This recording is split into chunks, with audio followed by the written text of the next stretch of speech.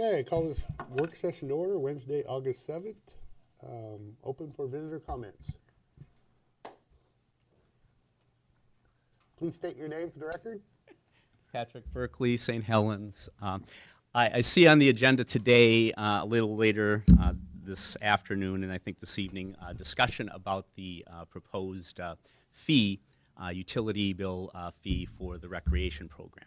So I just wanted to comment on that. I think, if I remember correctly, looking at the packet, that you are proposing the $3 fee. Well, I personally would have preferred a $2 fee. I did see that some of the rationale for the $3 fee was for developing a plan, or working with people to plan to let the community know about the programs and to help develop a plan to make the program self-sustainable, so that you would not have to continue the utility bill fee. So I guess I'm in favor. I'm in favor. I think the recreation program has been off to a great start. Sean and her crew are doing a great job, and I think it's a great plus to our community. One other concern I do have, though, is I know that last council meeting, the school district did approach the council asking for some assistance with putting in an artificial turf at the middle school. Since that time, and I saw it again in today's Chronicle, I did go to the school board website that evening and saw that they were having like a $2 million savings in construction from the middle school that they were then going to be proposing to use for the high school bond, which will be on the November, which I just saw that they're going to be putting on the November ballot. And again, that article in the Chronicle referred to a $2 million surplus or savings from the middle school. So I would hope that if you while the city is working in cooperation with the school board and the school district in working together to provide community recreation programs, I think it would be an inappropriate use of the recreation fee to be used toward the turf field, the artificial turf field at the middle school. One concern I have is the late date at which the school district proposed this to the city council. I attended one public hearing, and I know there were two other public hearings at which I know Superintendent Stockwell attended. I don't recall at that time any discussion about that fee money being used for that type of purpose. And again, it does concern me, also as a resident of the school district, being asked to vote on a bond, that if they have $2 million in savings, and they were approaching the city for, I think, about $500,000 perhaps, I would be definitely opposed to any use of that recreation fund for that purpose. Mm-hmm. And I think it would undermine the city's good work it has been doing with the recreation program. And again, I think because of the late point in time which the school district approached the city, and second, not aware that there had been any prior discussion about that being one of the uses for the money. Sure. So just a little for your input, we tasked John and Matt with looking at funding for that. With the rec program being in play and the city funding it, we don't have the monies available. That was our answer. That's why we're not discussing it any further. We're stuck at $1.90.8 property taxes, and we just don't have it. Bottom line. Right, and I understand that seems at the general fund, but I guess some of the discussion, informal discussion about possibly using the recreation fee money for that. Sure, and you're familiar so with our that's- budget too, being on the budget Yes, committee. absolutely, and how that's tight right. it really is. And that's what right. Yep. And that's what I'm saying. I Yep. just wanted to do just to voice that again and Yep. again publicly as well. Okay, Sure. thank you. Thank you. Other visitor comments? Okay. Oh, that's Chrissy. Oh. You want to introduce Chrissy? Yeah. Chrissy, you want to come on up? We're just going to say hi. Yes. That's all. So, yeah, come on I up. just want to make sure everybody knew who you were. That's all. Yeah, just right there. This is Chrissy Marquardt. Mm-hmm. She's the new executive director of the Chamber of Commerce. She just started on Monday. Nice. And I happened to run into her, and I said if she was free today at 1 o'clock, she could come by so everybody could say hi and know what she looks like and Yep. just plan to come by. I don't know what your schedule's like or when you'll be around. If one of the counselors wanted to pop in and say hi. Sure. I don't know what kind of hours you are up there, just to let the community, let city know when you're out and about. Okay. Well, hi everyone. My name's Chrissy.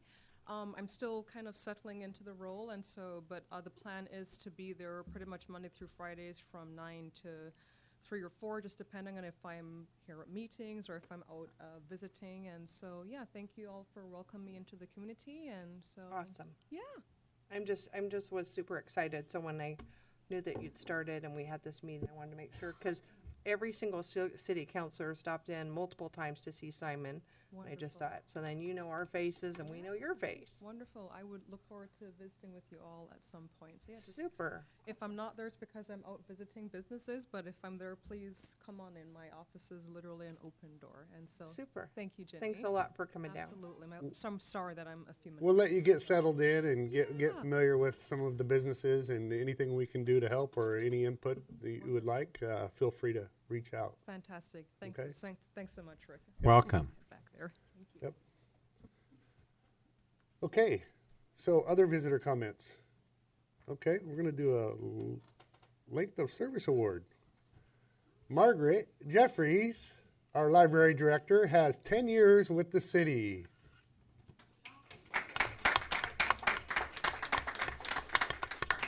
Time has flown by.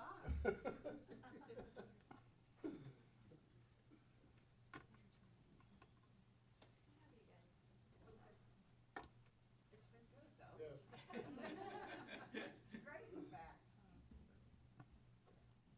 Are you sure? Well, just so like he's not having Yeah, a keep picture. on trying to photobomb it. I got my hat off, so it'll blow the camera So up. if you're not familiar with what, there's a lot of stuff always happening at the library. Margaret has brought it into the 21st century with the new program that you share with the library, other libraries, is called, excuse me, because I'm drawing a blank right now. Well, I'm trying to think which one are you Well, referring to? where I can actually use my card in Hillsborough. Oh, Passport. Passport, yes. And a number of things, and always something going on. Recently you had astronomy. right? Yeah, Monday night, we had 51 people come down to the waterfront with the Rose City astronomers. And last night, we had a travel talk. A Columbia City couple went along the Silk Road, 4,000 miles along the Silk Road, and so they talked about their trip last night. We had a huge crowd for that. And today, the kids are gonna be making slime with our youth librarian in there. She really gets the community involved. I'm gonna tell you right now, the Friends of the Library, I signed a lot of certificates for that. Yes. And she has an annual Friends of the Library appreciation. Yes. Yes. So thank you for all your hard work, Margaret. Well, it's a pleasure to be a part of it.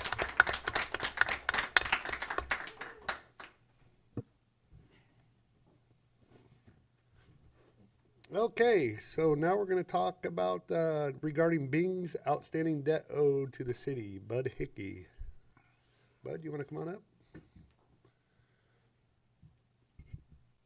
Most of the people, excuse me. My name's Bud Hickey. I've been in St. Helens for 80 years.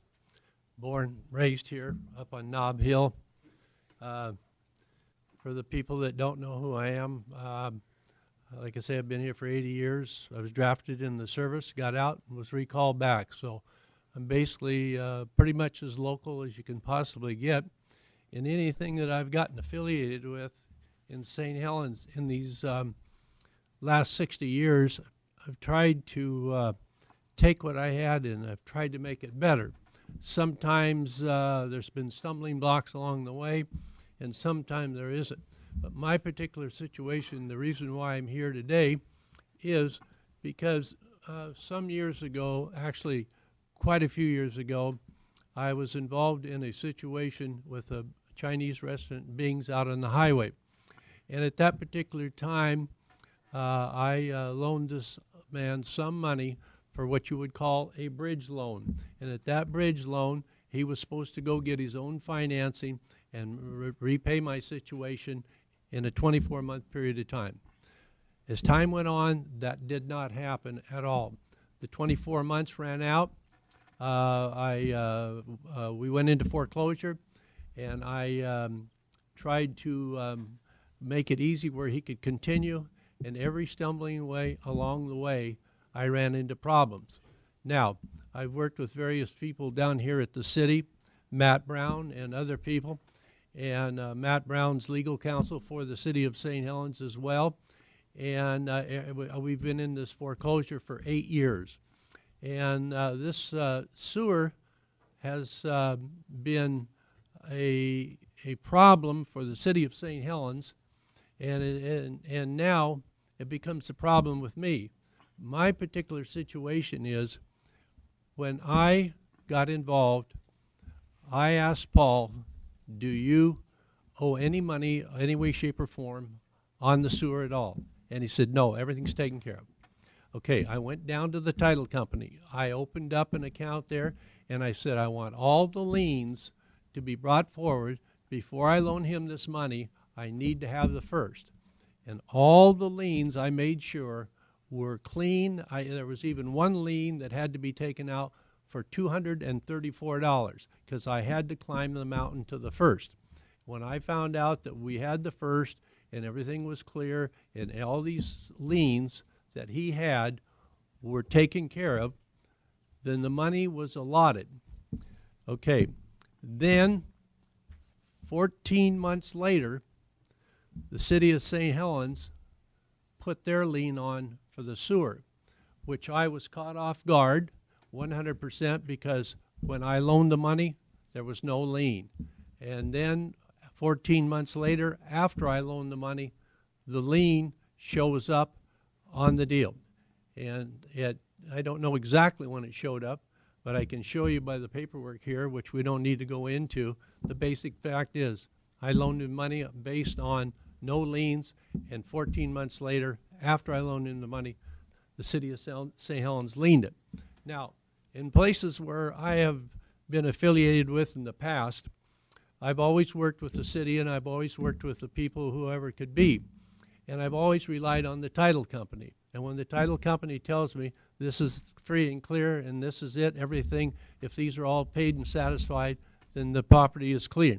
Okay, that being said, normally when I've done business in other places, especially cities or anything like that, if you're in a situation where you're going to get a sewer or you're going to do something like that, usually they tell you this is what it's going to cost you for the permit, this is what it's going to cost you, and this is what the total amount's going to be, and how are you going to pay for it. Okay, that's what I've run into in other cities. Now, this particular situation did not happen that way, and why it did not happen that way, I have no idea.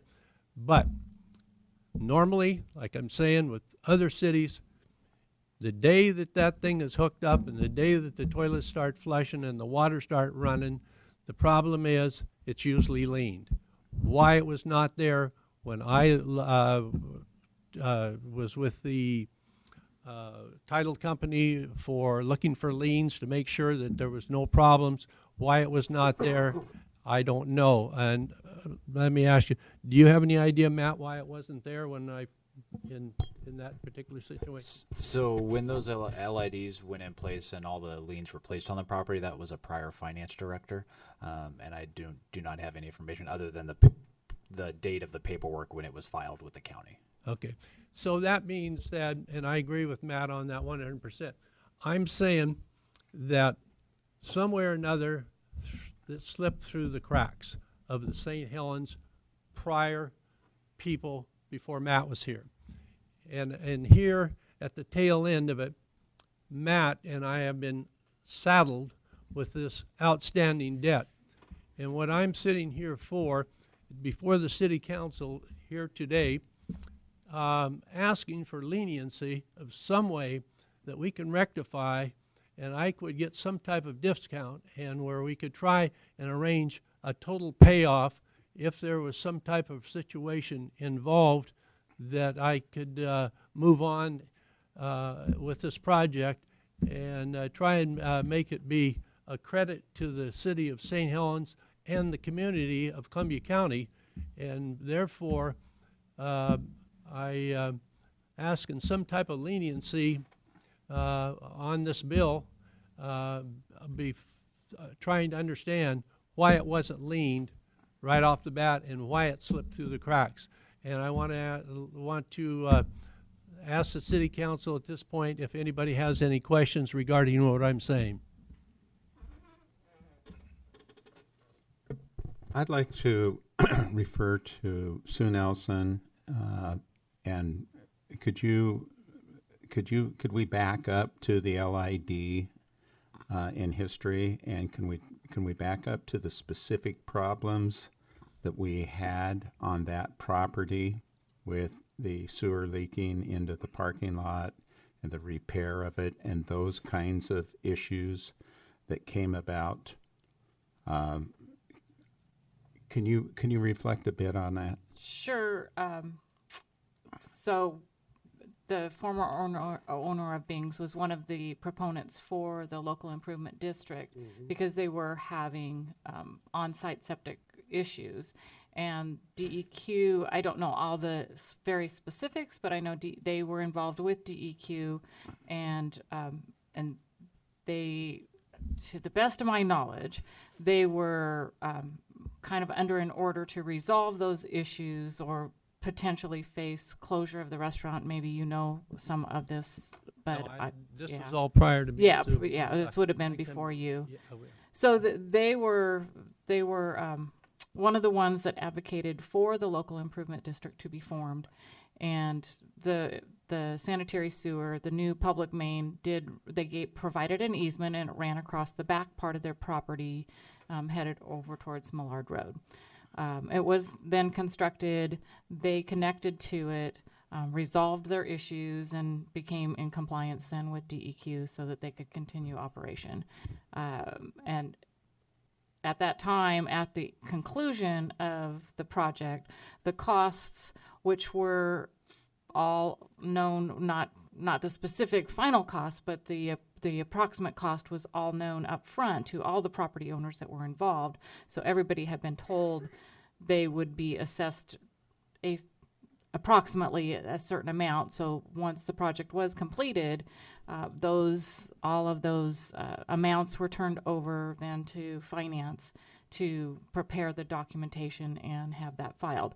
I could not speak at all to the process or the timing of that as far as what Mr. Hickey is referring to. Do you remember roughly what about year that the local improvement was done? Approximately 2009. 2009? Mm-hmm. Okay. Yeah. Thank you for shedding some light on the historical part of that property. Appreciate Sure, it. you bet.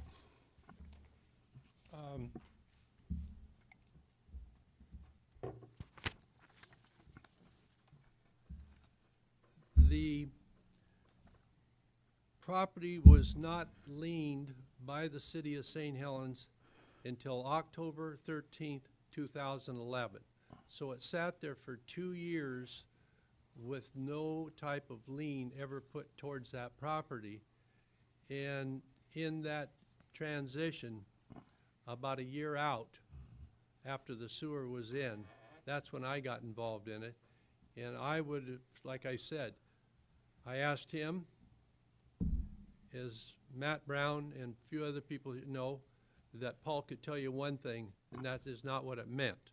So therefore, not taking his word there, I went to the title company and had liens ran on everything, and there was no lien from the city.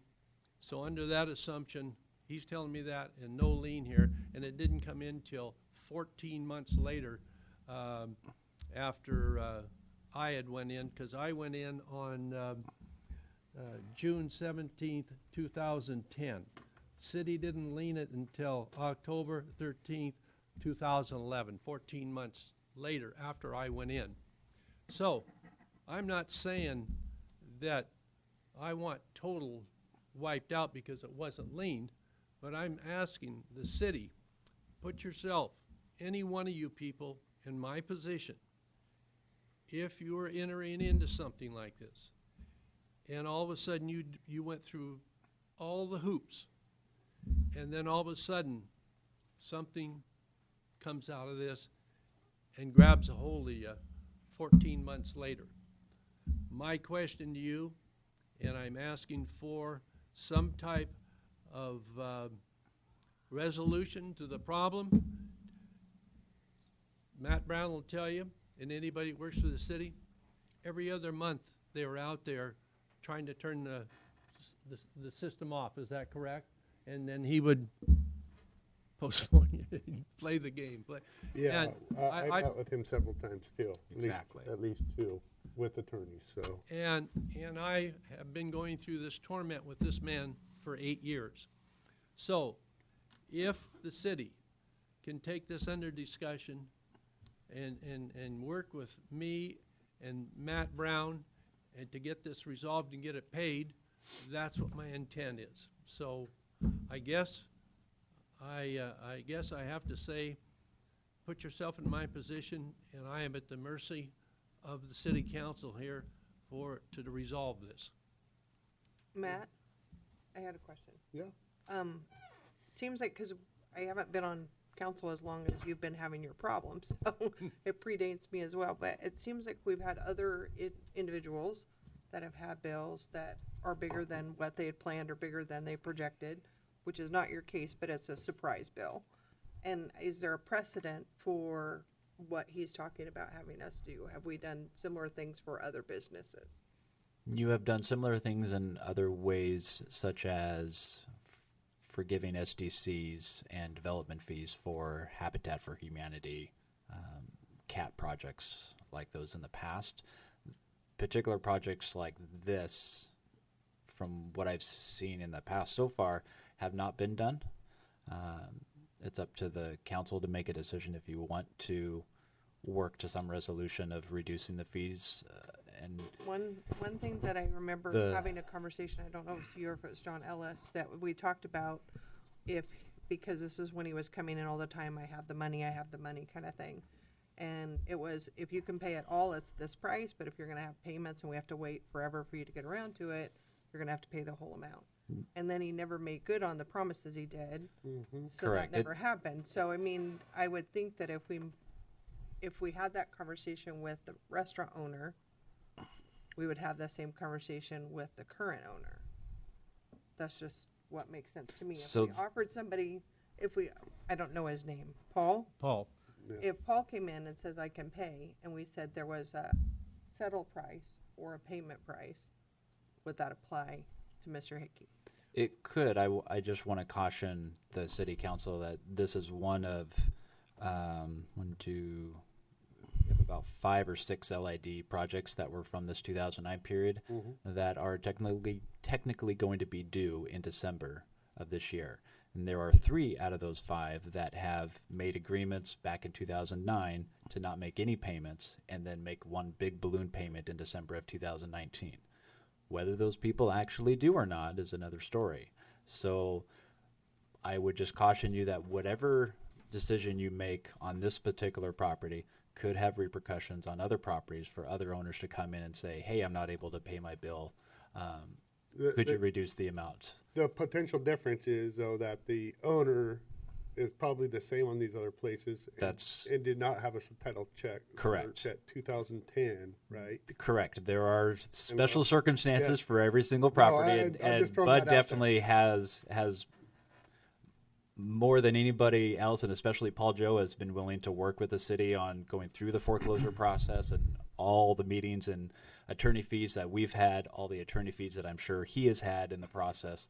It's been a very cumbersome. I think you guys have been working on this for a little over 2 years to end up at this point? This As started. far as, This started actually a week after John Ellis left and I took over. Oh, that, really? That next week, Paul Joe was in my office trying to make another deal to say, hey, I'm going to pay next week or next month. And I just, so Bud and I have actually been discussing this and working on this for probably 3 years, at least from my perspective, because I've been working on it the entire time I've been here. so it's not like he hasn't. I've been working on it for over 8 years. It's not like he hasn't put in some time trying to Correct. to wait So- for this to finally come to light where he can be in a position like this. Correct. So I want to clarify too that there's two parts to this payment system. There's the LID portion and there's the SDC portion. In total, what's owed to the city is $161,000. 92 of that is LIDs and 69 of that is SDCs, give or take a few dollars. The city has spent a fair amount of money just on attorney fees to get to this point. So there are some rules as far as financial implications, as far as system development charges, as you've been made aware in the past. Yes. We can't just forgive them. We have to make them whole from somewhere else. One option that I've thought of is that the water, sewer, and storm accounts recently from the internal service funds where we charge personnel services to water, sewer, and storm, and then it gets put into the public works operations funds, and then we pay everybody from there. If you'll remember in the budget this year, we actually returned some of that money to each of those funds. So it was unanticipated revenue or a transfer back into those systems. You could use some of those funds to pay at least part of the SDC portion of that fee. That would amount to $69,000 to pay that portion back to the system development charges. The LID portion is a discussion for you if you want to lower that LID in any way. In terms of fairness of the LID and the other individuals that are about to pay or have paid their LID charges, how do we deal with that? How do we deal with the fairness issue with? One resolution that I kind of danced around was for you to possibly forgive the SDC portion. And when I say forgive, I mean that's when we do that transfer from the other funds in. That would reduce the $161,000 by $69,000. The other properties that have these local improvement districts don't have SDCs from what I can see on my records. So it protects you in that way to say, in this particular case, for Bud Hickey and the ownership change and everything going on, that you didn't reduce the local improvement district and you did a transfer of the system development charges, which you have every right to do as an organization.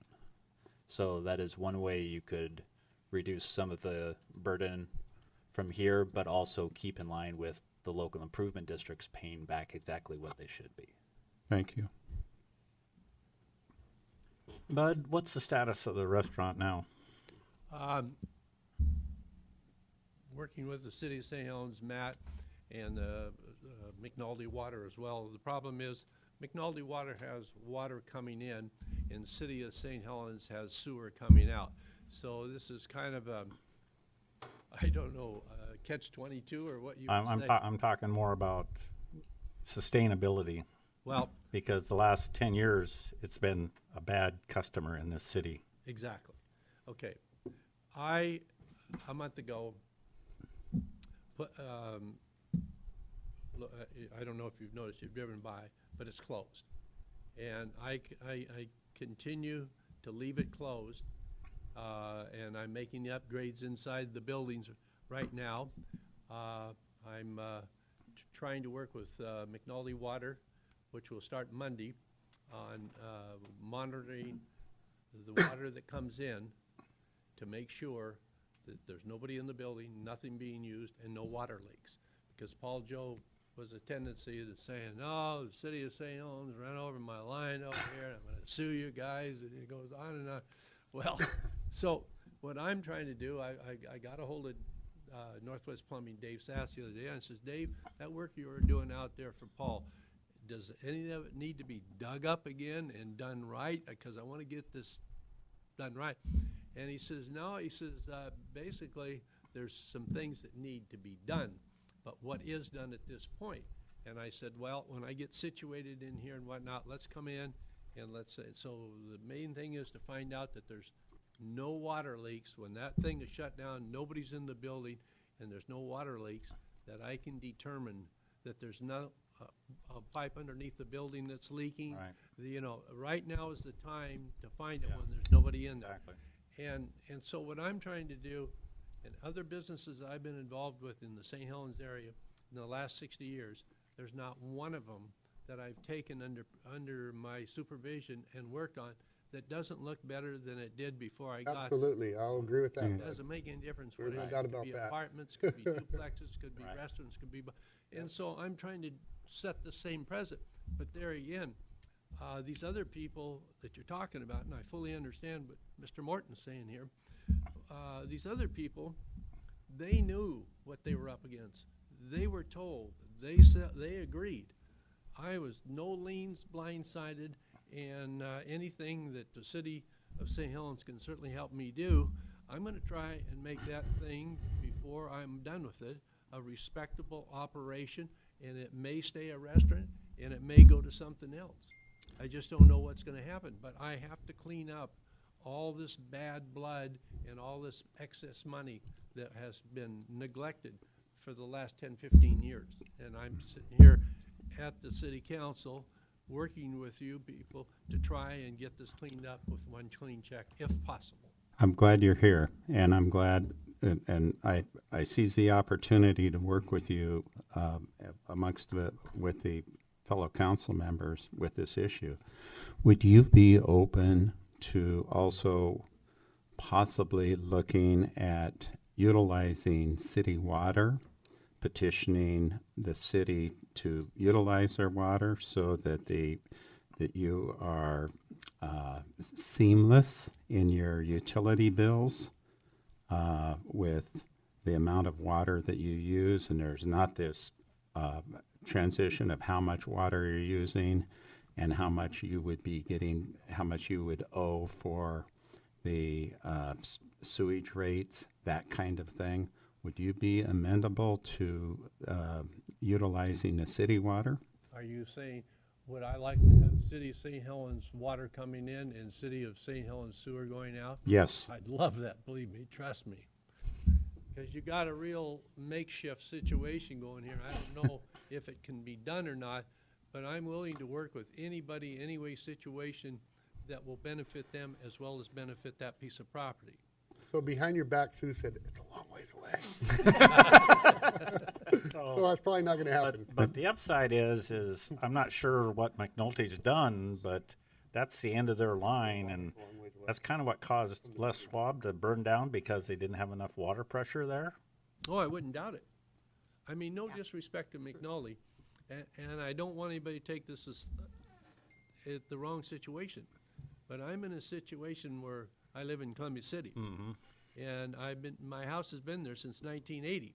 Well, now they're putting in water lines and sewers and everything. We've had sewers, but we're putting in fire hydrants down there and a new updated water system. But I always went to the city council in Columbia City and said, look it, why don't you people hook up with the city of St. Helens? You're using their water anyhow. You got a rainy. We tried that. I canvassed the street for you guys, and I ran into a block wall. And I said, here's a remedy. Let the city of St. Helens take it. Keep your employees working, and as the people retire out of the city of St. Helens, there will be jobs for everyone. Oh, who are we going to employ? Oh, these poor people. But we have a rainy well that will serve all of Scappoose, Warren, Columbia City, to Deer Island and St. Helens. That's really how massive it is. We can add filters and add, I think, 6 million gallons. But I would love to see, I don't want to say anything bad about McNulty Water, but they're just too small. And I would like to see Bings, if possible. Now, I don't know what I'm opening my mouth up. I might be opening myself up to to a big situation. You want our water? Well, there's gonna, the hookup fee is gonna be blah, blah, blah. I don't want to open up. Well, you'd be aware of that one. Yeah. Yeah. But I'm in a situation where I'm sure I would like to see the water coming in at Bing's and be St. Helens City water, and I'd like to see it coming out St. Helens City sewer. If that, and I was thinking about mentioning that, but I didn't know if I was stepping on hot rocks. So I think, hey, let's just stick with what we got here. Matt, question I have: if you do not present somebody a bill for a period of time and then give them the bill, is there a time limit that you would have to present a bill before they would have to be paid? Obviously, we've got a time situation here where there's been legal investigation, no bills appeared, and then this thing comes up. Is there a legal time limit in this state? That's probably a great question for Tim Ramus to expand on and give thoughts on. Tim, you want to kick it on? And I was just wondering, yeah, no, come on. Once the light's on, you're on. And I was just wondering if this isn't something maybe we should table for executive session, because we have potential litigation with our council, and we can at least consult. I don't know if that's a good idea, Tim. We certainly could do that, and I might be a little less constrained in advising you if we did that. Sure. Yep. So, but I know that we're definitely sympathetic, and it sounds like the council appreciates you being here. But all you do, there's no doubt about it, that you take anything that you buy and make it look better in our community. So, Well, I want to thank the city council and everybody involved for listening to my tearjerker, but it's the bare facts. And Yep. Thank you very much. Thanks, bud. Thanks, bud. Okay, so now I'm going to have a request from Shoestring Community Players, Margaret Trenchard Smith. Come on up, Margaret. May we key this up to the PowerPoint, please? And city fathers and mothers, may I stand to address you? You'll have to hold the mic. Oh, Well, yeah, 'cause then you- I will sit. yes. Thank you. It comes off the stand. You don't. It comes. Oh, off the that's stand. all right. I'll be fumbling with too many things. And I'm also going to be reading my statement in order to avoid digression and not waste your time. Thank you, Mayor Scholl and City Council of St. Helens. I'm honored to be here representing the Shoestring Community Players. As you probably guess, I'm here to hit you up for money. Having a viable theater company is characteristic of a thriving and mature city. The Shoestring Community Players has been offering theatrical experiences to the people of this county for almost 4 decades. Having started out in a chicken coop, a fairground stage in the old Condon School, the Shoestring Community Players performed its first musical, Brigadoon, in the summer of 1982. We soon found our first home at the old Episcopal Church on First Street. I just want to show you some pretty pictures. And christened it the Shoebox Theater. Oh, should it be up there as well? Well, it's not working. Oh, well, Apologize. that's all right. Yeah. There it is. Yep. We christened it the Shoebox Theater, a name that has stuck. Despite later moves, operating out of storage units, performing, at a variety of venues, the Players never gave up, offering live theater to the kids and grown-ups of Columbia County, as you can see from these images from just a few of our many productions over the years. So let me just show you these.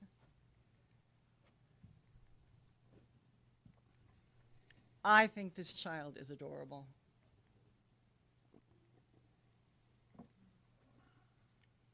So much creativity has been put into this. It feels right that the Players are back in downtown St. Helens now in a somewhat bigger Shoebox Theater, where we can offer an even greater array of theatrical events, workshops, and classes than ever before. We got the keys to our new home in September of last year, and since then, through countless hours of volunteer labor, have converted it into a theatrical space of which the county can be proud.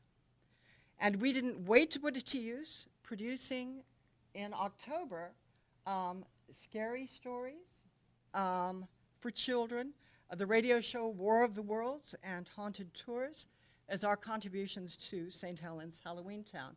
And we also offered face painting. Look at this terrifying child. During the holiday season, we produced a Seussified Christmas Carol, and during spring break, we offered a week-long workshop to kids, culminating in a production of 12 Angry Pigs. We followed that with A Joyful Noise and I Am Phoenix. And that was swiftly followed by a radio theater production of Our Miss Brooks. And just last weekend, we offered a dinner theater experience to the people of the county with Girls' Night Out, which had sold-out houses both nights. And right now, oh, by the way, there's an image, and the Scouts helped us out. They served the tables, and yay, Scouts. Last night and tomorrow night, we will be holding our final auditions for a talent show. Columbia County's Got Talent, and there's more for me to mention than I can today. We're just out of time. However, save our souls. The Shoestring Community Players, especially the Verowick family, every member of that family, and people like Bethany Hoffey, a board member sitting at the back there, have given so much to this community and have so much more to give. However, moving and operational costs have left us financially exposed. We've been working hard to overcome this difficulty through holding an open house, starting a GoFundMe campaign, walking the Kiwanis Parade, planning a garage sale. We got a small grant from the Columbia County Cultural Coalition. Oh my gosh, we're seeking more sponsorships, and we thank our sponsors. And today we are turning to you for help. We're seeking a $5,000 grant from the City Council, because there is a distinct possibility that the Shoestring Players will go under. And if it does, it will take years for our community to build up a theatrical company again. Almost 40 years of tradition will be broken, 2 generations of local memories. In our new home, we're positioned to be of greater benefit to the city and county than ever before. Your grant would be crucial in helping us through this difficult transitional period. Where would our community be without this outlet for its talent and self-expression in comedy, fantasy, music, and drama? And I'm sure all of you know that kids who are withdrawn come out of their shells through the theater. And kids who are expressive find a legitimate and satisfying channel for that self-expression through the theater. As the chief city in the county, St. Helens deserves to have its own theater. And consider that our efforts are key to the success of Halloween Town, which is crucial to the identity of St. Helens and to its tourism and commerce. Thank you, Mayor Scholl, and thank you, City Council, for giving us this time. If there are any questions, I sit here to try to answer them. We had hoped that our treasurer could be here, but most members of the board work all the time. I'm retired, so I have the luxury of being here today. Yeah, I have a question. Yes. And it's unfortunate that the treasurer isn't here, because I would, if we're getting a grant for $5,000, we'd Yeah. like to know what it's going to be spent for and what the timelines would be. I mean, it just gives someone $5,000, and that to me that's something that I couldn't make a decision on today unless I saw what those finances were going to go for. May we follow through with a statement to the council of our finances?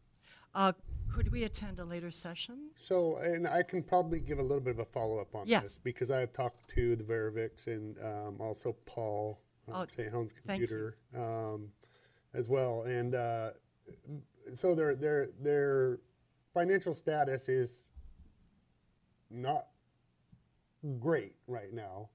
And they are concerned because they don't want to lose the facility over here. That they stepped into a place that they were not accustomed to paying that high of rent, but they do not want to lose it.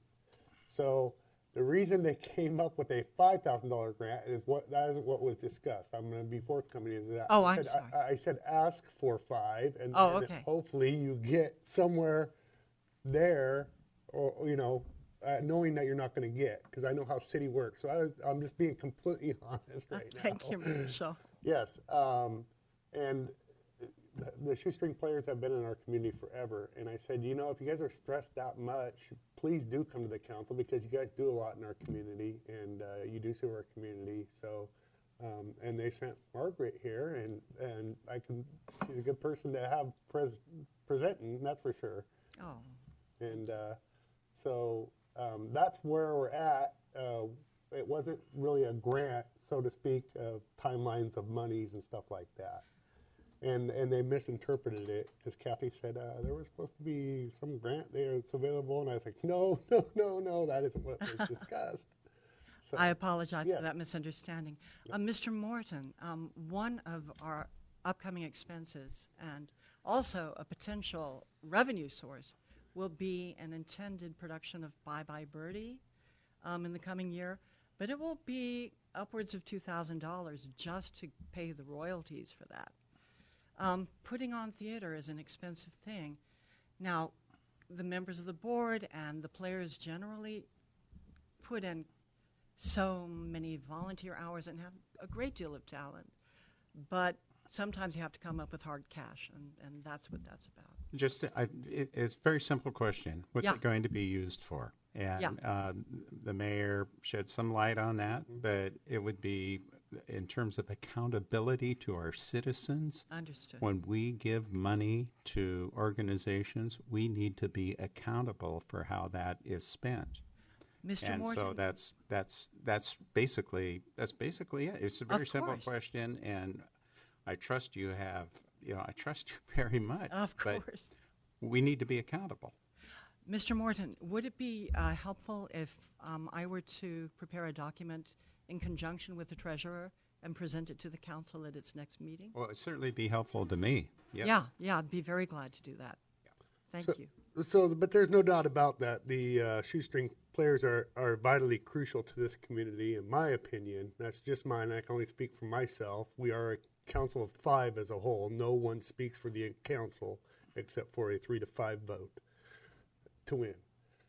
That you guys have been a vital part of this community for a lot of years, and looking at the slideshow brought back some memories, and there's no doubt that if you're in financial distress, because it happens, you want something so bad that sometimes you stretch yourself thin and you play catch up. We all do it, most of us, if you live paycheck to paycheck like me, do it, and then you play catch up, and a board is no different. A small nonprofit board. I've been on plenty of them. Mr. Mayor, the business that Shoestring Theater is in is bringing people into town. Would that come under any of the umbrella of the tourism business? The question is, how is the setup going on that? Because tourism is defined as more than, I think, 30 or 50 miles, and it does bring in people, but mainly its main is actually it does, but it brings a lot of people from Scappoose, Warren. Locally, we know that. Yeah, but the question is, can you rule out people from more than 50 miles coming in a defined way? Like nobody comes from more than 50 miles away. Because Sure. my grandfather came from 80 miles away, we can't count him because we can't prove it. That was the question: is could they possibly be considered under the tourism system financing? I think that's a John question. I mean, because of the rules of tourism and stuff, I don't think we need to understand where the money comes from today. I think the statement that Councilor Morton talked about, I think that's would be helpful for me too, as far as this is where we are, this is where we want to go. We just need this little Band-Aid. I realize that you guys took a leap of faith getting into that building, and now are kind of growing into it. And Precisely. so, I mean, that's what I see, but I think having the statement like Councilor Morton mentioned. I think that would give us something concrete to base our decision on. We'll gladly provide it. Thank you so much. Yeah, so not too complicated. You could even probably even maybe send it. I'd like to see it a little bit prior to and talk to. Bottom line is I know that you guys are here for a reason, and it's not fictitious. Yeah. And everybody's been very forthcoming and very honest in that organization that they need some help. And Yeah. so, I mean, the Verwicks have put their neck out there time and time and time again for They young have. people in our community. And we definitely don't want it to be taken as a slight to all their hard work. but for accountability purposes, I'm going to have to go with Councilor Morton. Give us something in writing. If Absolutely. it's we want 2 months rent and to pay for this production of this play, then we'll be fine and dandy. We should be able to be self-sustaining after that. Maybe that's it. Thank you so much. Okay. May I make one point about Sure. tourism? Yeah.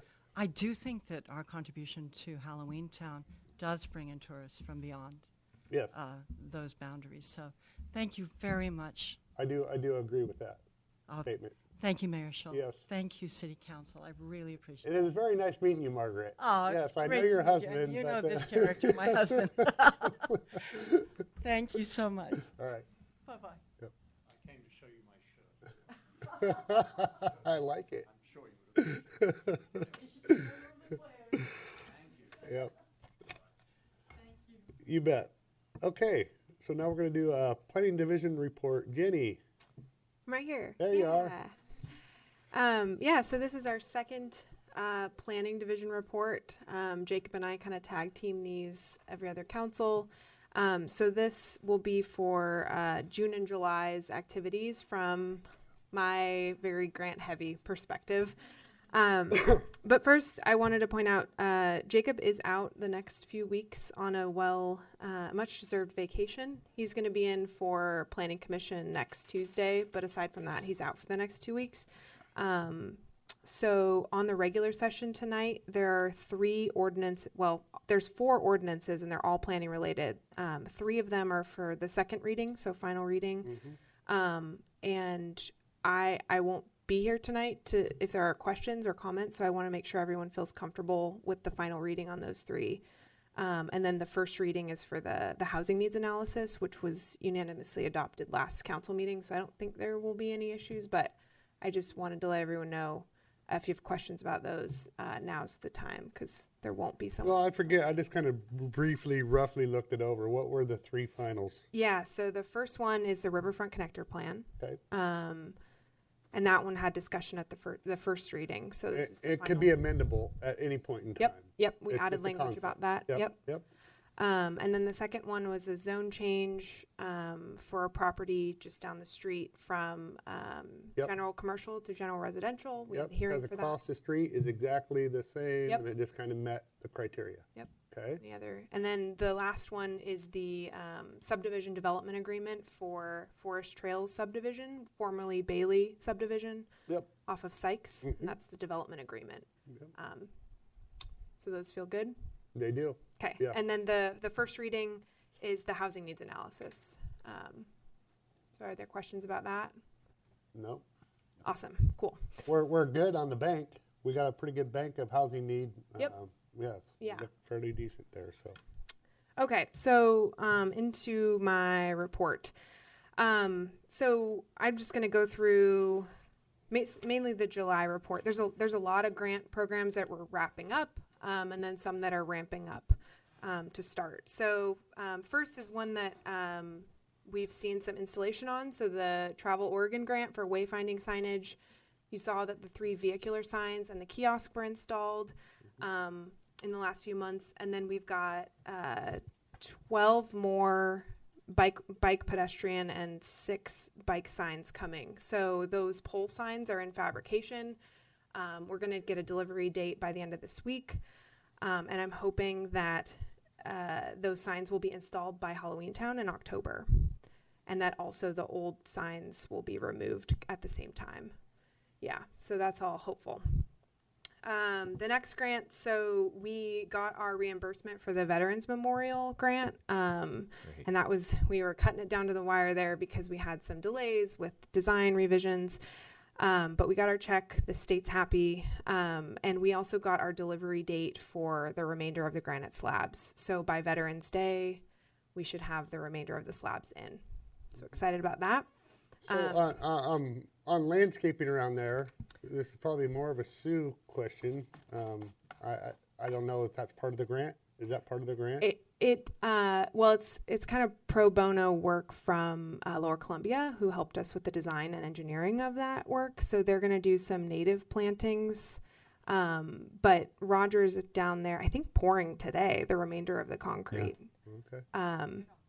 So that area between kind of the parking lot and the big plaza area, Yes. that's going to be concrete. It And only made that's, sense to do that. yeah, and that's where the Yeah. howitzer is going to go. So the howitzer will be moved and kind of center lined on the memorial. So Nice. there'll be a nice Yeah, that'll look really line of nice. sight. Yeah. Yep. And then the plantings will go on the two sides of that. Amazing how big it is when we had Citizens Day in the park down there and having the band down there, which some people didn't like the band, but that's all right because music is music. But Yeah. the way it's set up down there, wow. I mean, having the band underneath there protecting their equipment and that Yeah. huge floor, and then the pavilion as well, which had food in it, so we weren't able to use it, but it was a huge space, Yeah. very big.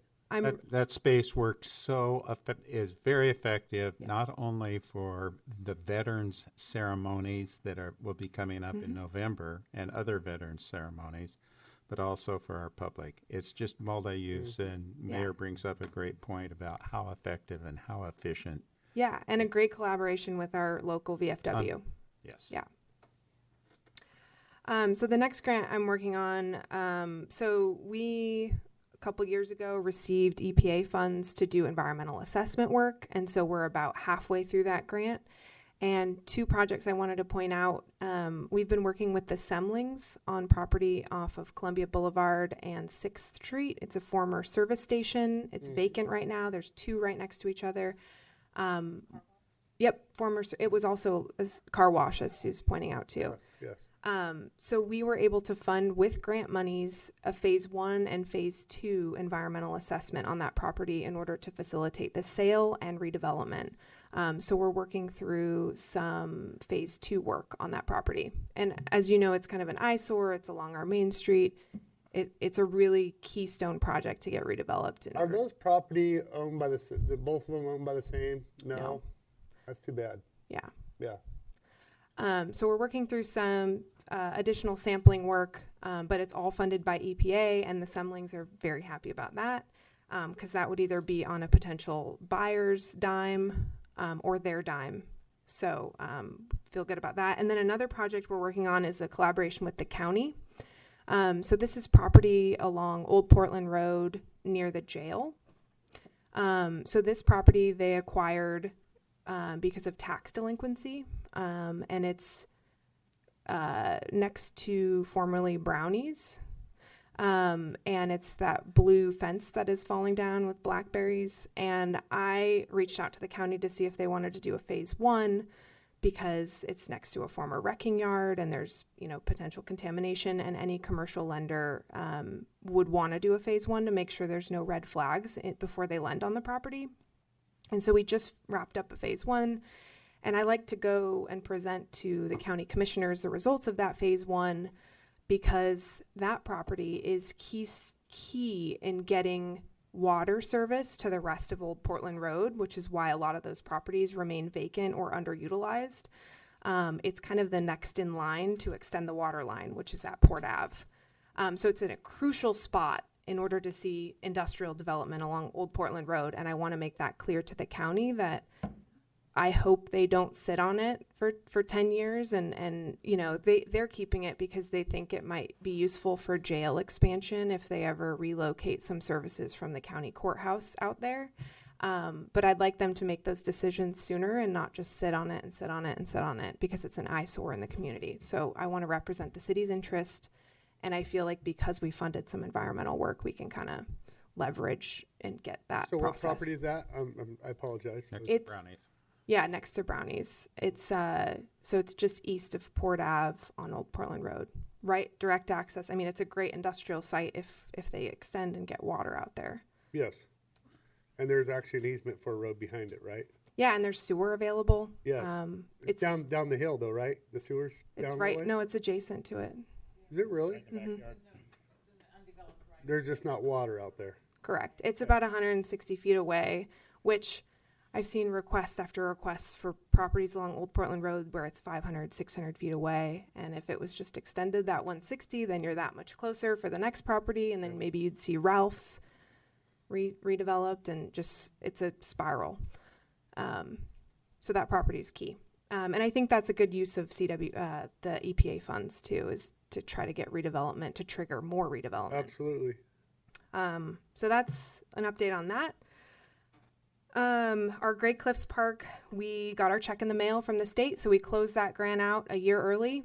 Really proud of that one. And that's where we improved the non-motorized boat launch. We did parking improvements, and we installed restrooms at Great Cliffs. So that project was a huge success. And then the CDBG project, so the food bank project, you may remember we just got on our contract for architectural and engineering services, so that project's moving along. We're ready to submit our first reimbursement, which federal funds have all kinds of strings attached, so we had to meet all these first draw requirements, and we're finally ready to do that. Thanks to our grant administrator, Mary MacArthur with Colpack. Let's see. Also in June, we submitted our build grant, our round 2 build grant. So that was a huge undertaking a couple months ago. Really happy to have hit the submit button on that one. So we should hear back in December about that. And let's see. Oh, so our certified local government grant. So this is probably our 4th or 5th round of sub grants that we've awarded to historic preservation in the National Historic District down here. So we received 3 applicants. One is the theater. One is Grace's, the owner of Grace's Antique, so they have residential above. And then one is a residential home on the bluff. And so at the next Planning Commission, the Historic Landmarks Commission, they also act as that. We'll pick the top project to get funded. And that's based on a criteria score sheet that we've developed over the years. So Does that grant have to be matching? Yes. So it's $11,500, and they have to match it 1 for 1. Mm-hmm. So most of the projects submitted are around 40 to 60,000. So they're well over their match requirement. Because the movie theater did get the 200. Yeah, and I reached out to the state to make sure that they could use our grant and the Main Street grant, and there's no conflict there, so they could utilize both. And they've been a recipient of the CLG before. They have, and so has the owner of Grace's. It's the same owner that owns the Masonic building. Yeah, I think that's just by virtue of how many times we've given that money out. Lots of people have gotten it. And it's a competitive process, so there's no guarantee any one applicant will get it. And it's not a criteria that you haven't been a recipient before. There's no scoring for if you have or haven't. So yeah, that's a cool project. When you pick a winner, does that recommendation come to the council for ratification? Does the council okay it, or can you shed some light on that, please? Yeah, so the Planning Commission's role as the Historic Landmarks Commission gives them authority to grant these funds, but the state has to approve the work plan. Because it's a historic preservation grant, they have to make sure that they're meeting the Secretary of State of the Interior standards for rehabilitation. And they also have to sign a grant contract with the city to make sure that they're going to meet all their matching requirements. But it doesn't go directly to the council. Okay, thank you. Yeah. Let's see. On a sort of personal professional development, I applied for my American Institute of Certified Planners.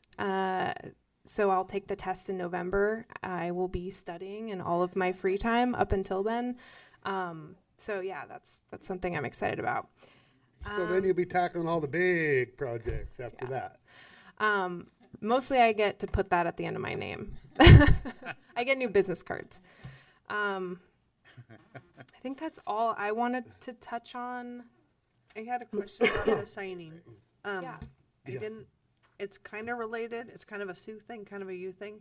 Because I'm down here at night, I see that the lights are on the plaza some nights and not on other nights. I've noticed that the same is true with the sign that you put out there at the corner. Oh, they're probably all on the same system. Sometimes it's on, sometimes it's not on. Okay. And because this time of year, most of the people in this building are not down here after dark. But when I come down here and I leave and it's 9:30, the whole plaza is dark. I know it's based on solar, so Oh, okay. maybe it's not dark enough when you're leaving. That would it's be dark enough. But yeah, Yeah, it's 10 o'clock at night.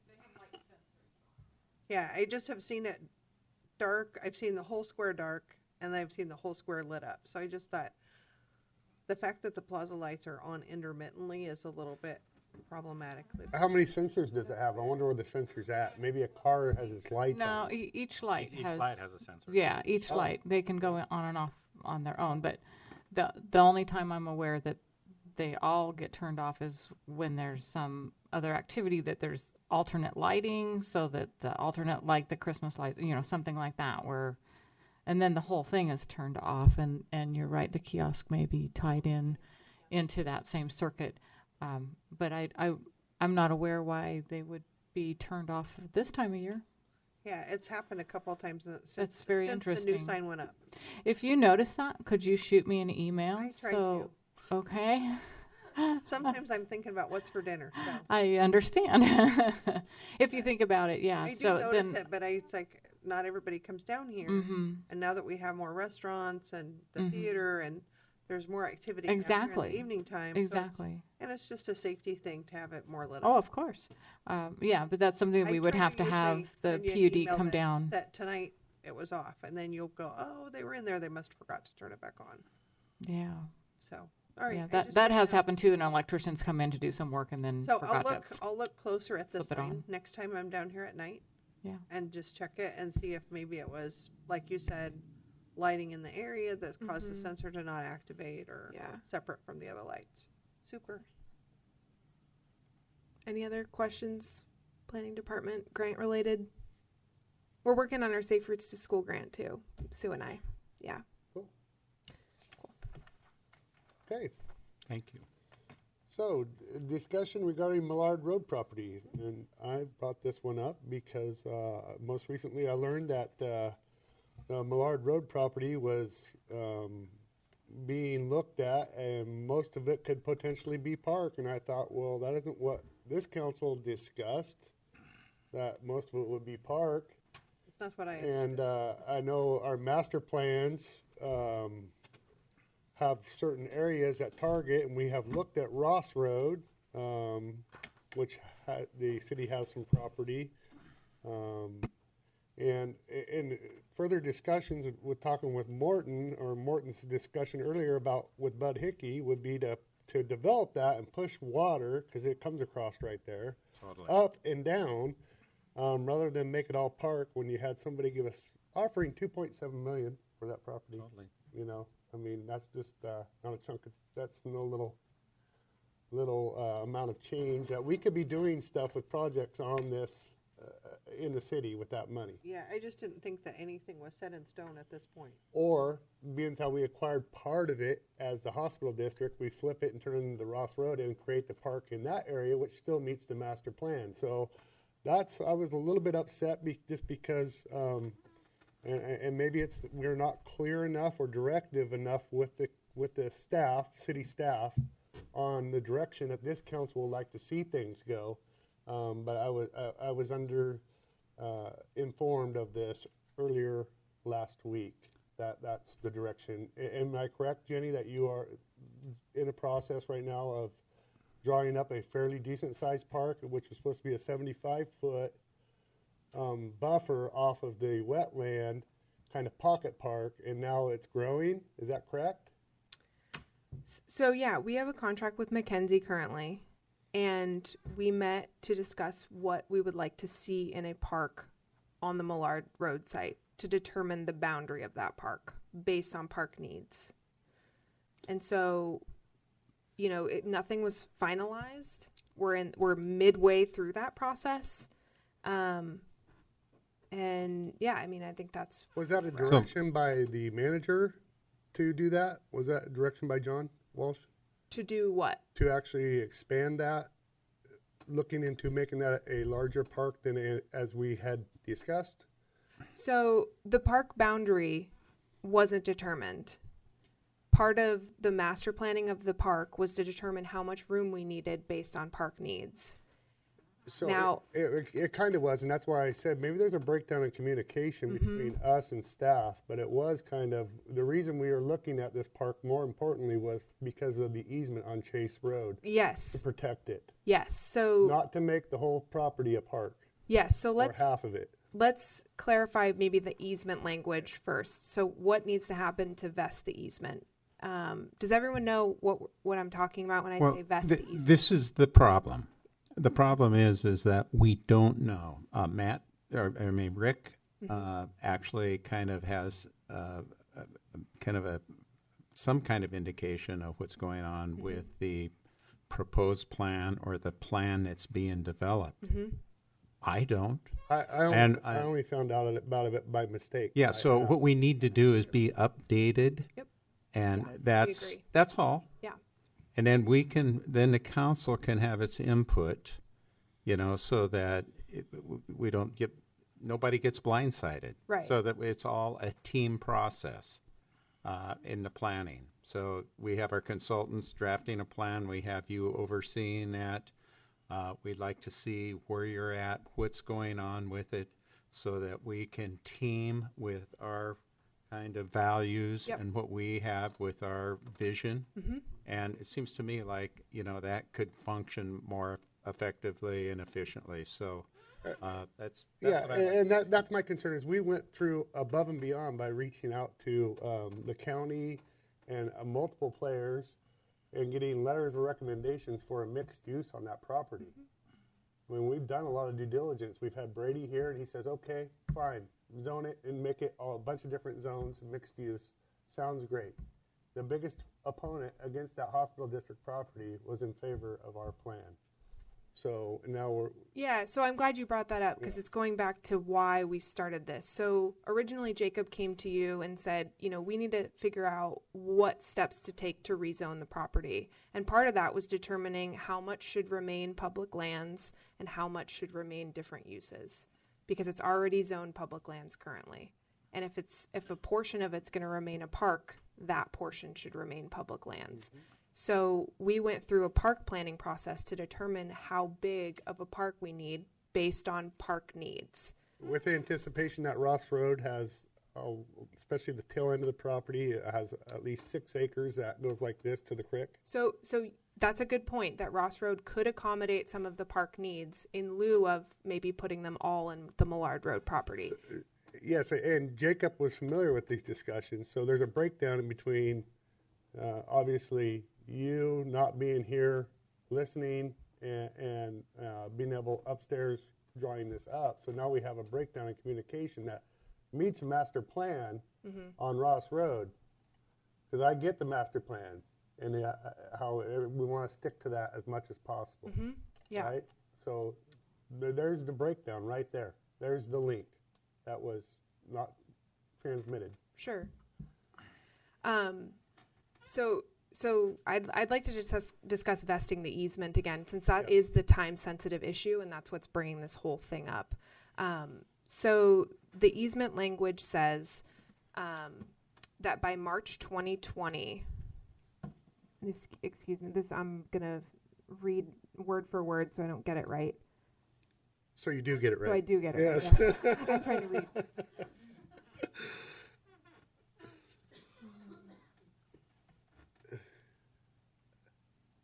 So it says, if the city does not develop the city property within 11 years after the effective date, the owner may terminate all private access easements granted to the city in this agreement by sending written agreement for termination to all other parties. Develop or development means an approved application from an applicable government entity, which includes the construction of infrastructure or other improvements on the property. The terms develop or development expressly exclude clearing, grading work, etc. So Jacob and I's interpretation of that is, the easiest way to vest this easement is to have a park plan and maybe do one phase of that, like a trail development. And that way we can vest the easement and we're no longer tied to this March 2020, because I think that that's a little bit too premature to get a developer on board to try to get a development plan by March 2020. So can you explain the easement to the rest of the council? I know you've done it before, but Yeah, just to, so it's off of Chase Road, and it's probably best with a map, but I don't know that we have anything queued up. It's the little road that's right by the church there. Right. If you're Yeah, going up Millard exactly. Road, that shoots down, and it's a 50-foot easement. Right, so it's an east-west easement that would connect you to the back half of the property. That way you could have separate ownership. It goes about halfway down, and then Yeah. it shows it cutting into the Yeah. property. So it'd be Yeah. an ingress, egress, potential for fire, whatever. You'd have one at Millard Road and one there.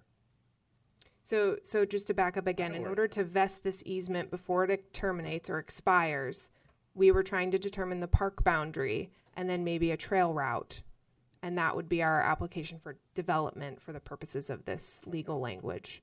And again, it's the property owner who has to come to us with a request to terminate the easement. It's not something that happens automatically, but we're just trying to make sure that we vest it prior to that timeline.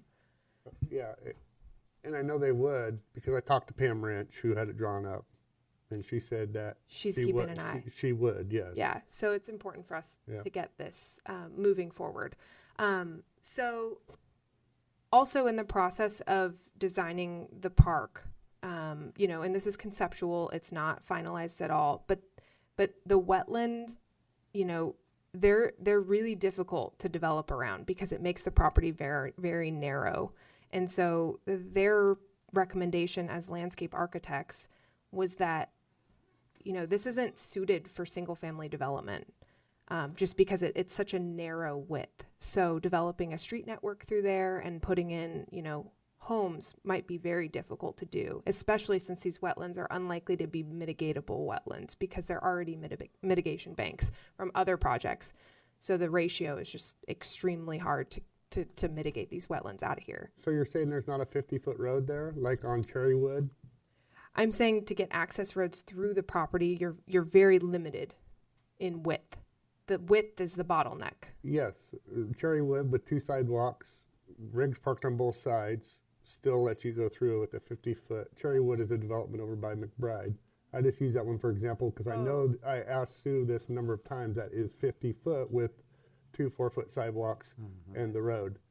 So you don't think there's 50 foot between those 2 wetlands for a subdivision?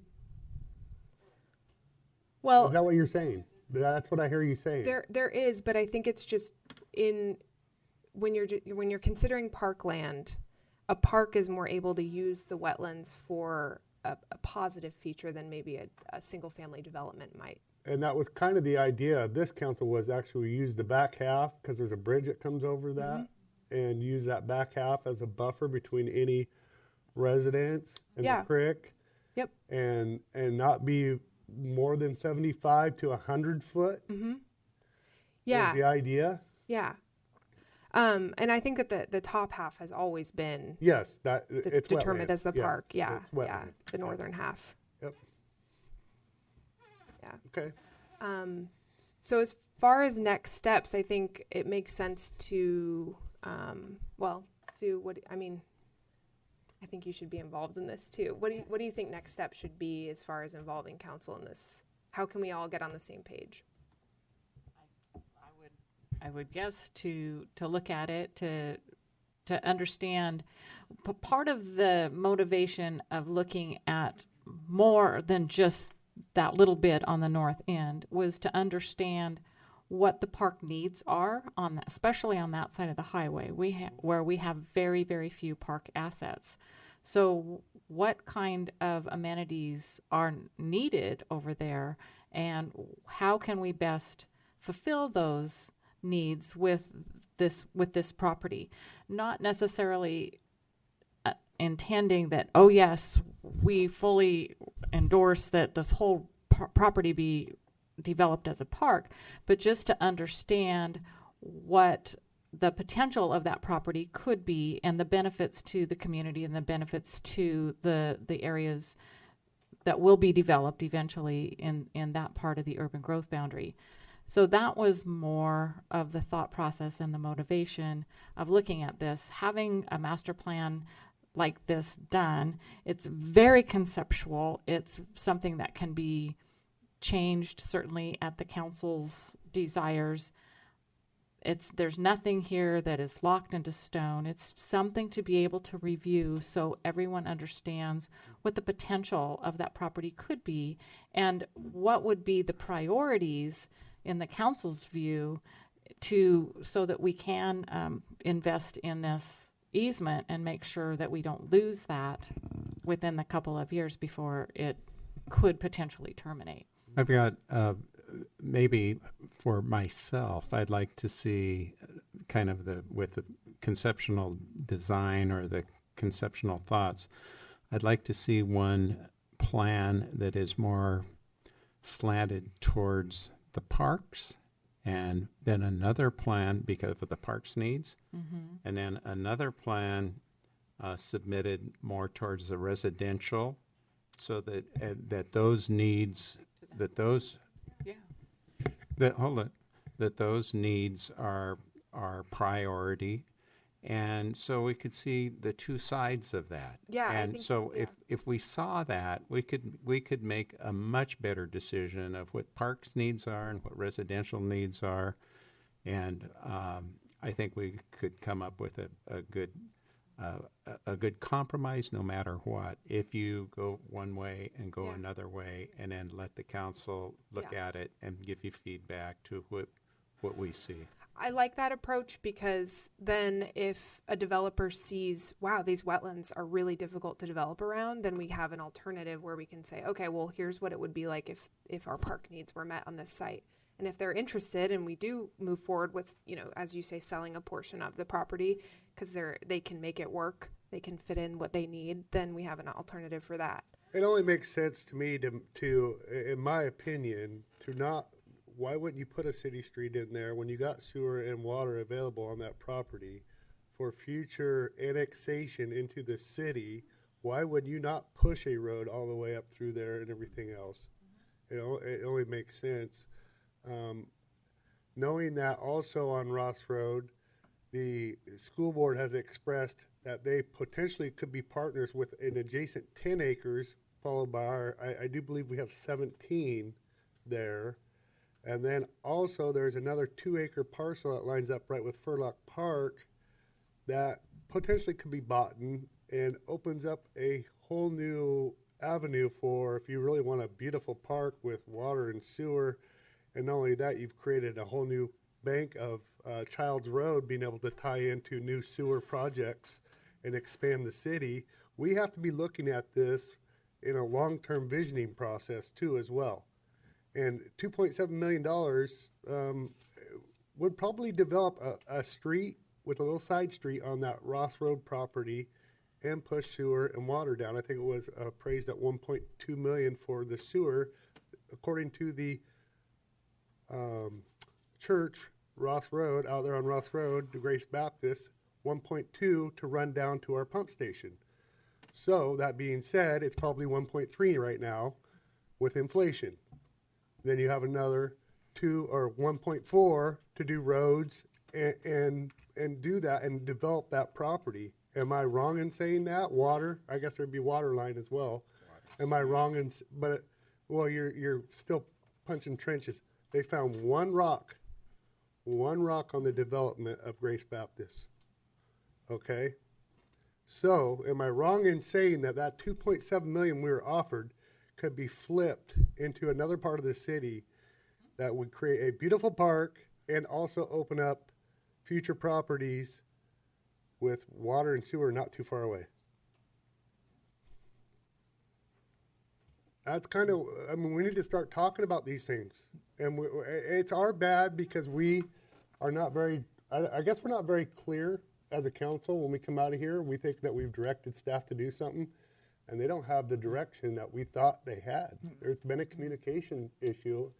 So we're going to try our best to be more clear and communicative when we leave here and maybe do a recap of our meetings of what we accomplished.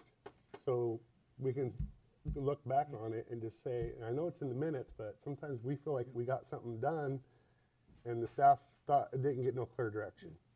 Jenny, the most important part of any plan, good, bad, indifferent, or whatever, is to make sure we don't hurt that timeline, correct? We can have a plan that we can change, but as long as we have a plan, we protect the timeline, correct? Yes. Yeah, so that there's a kind of a phase one that we can do quickly. And Okay, invest so we in. do phase one, and then we discuss anything else we want after that. Sure. But we have to do phase one now. Sure. So whether you put roads or buildings or bullets, makes no difference. We just need a plan. Yep. Why don't we have a plan and That's exactly what we're doing. I just wanted to go a little bit further than yeah, that. but My I don't want to rant was more- confuse the instant. No, my details. rant was more about communication and the breakdown and how we're going to get moving the city forward because we all want that. Yeah. We all genuinely want that. So let's work together and be more clear and precise on where we're going So and not have a vision in the back of our head and not voice it. If you have that vision, voice it, it may be a good one. So on that note, if I could summarize what Councillor Morton suggested doing. So one would be to kind of have a smaller, more condensed park that may not meet all of the needs on that side of the highway, knowing that we may utilize the Ross Road property in the future to meet the rest of the needs. And then also have a design that all of the needs are met on the Millard Road property, where this property becomes mostly park and then maybe some type of development. But that we could choose between the two as Make as we certain, move forward. make sure if you do that, if you go that road, make certain that the needs are listed. Yep. So that we can see what your thought processes were. Yep. And we could correlate then our thought processes with what you have. Yeah, and I think that that would meet the park's master plan intent too, to get a park on this side of the highway. Kind of we've been calling it the McCormick Park of this side of the highway. You know, we want to make sure that there's something of that scale on that side, especially since most of our development's occurring on that side of the highway as we And I think, grow. I think the mayor alluded to this, that I alluded to earlier, that about when Bud Hickey was in here, and we talked a little about water, just the thought about it, and thinking about water coming down to that area off of Millard starts to get pretty close to Mr. Hickey's property. It does. And so, to me, things are just starting to kind of gel in terms of what we can do. And we know we have a stoplight that ODOT is going to be putting in there. That's going to be a very busy intersection. Yep, that's a good point. Yep. Be right back. Okay, so I think anybody else wanted any input on Millard Road? Okay. Thank you, Jenny. Yep. Appreciate all the hard work you do. I know I come down on you a little bit there. Just a communication thing. All right. Department reports. Oh. Discussion regarding recreation and parks fee.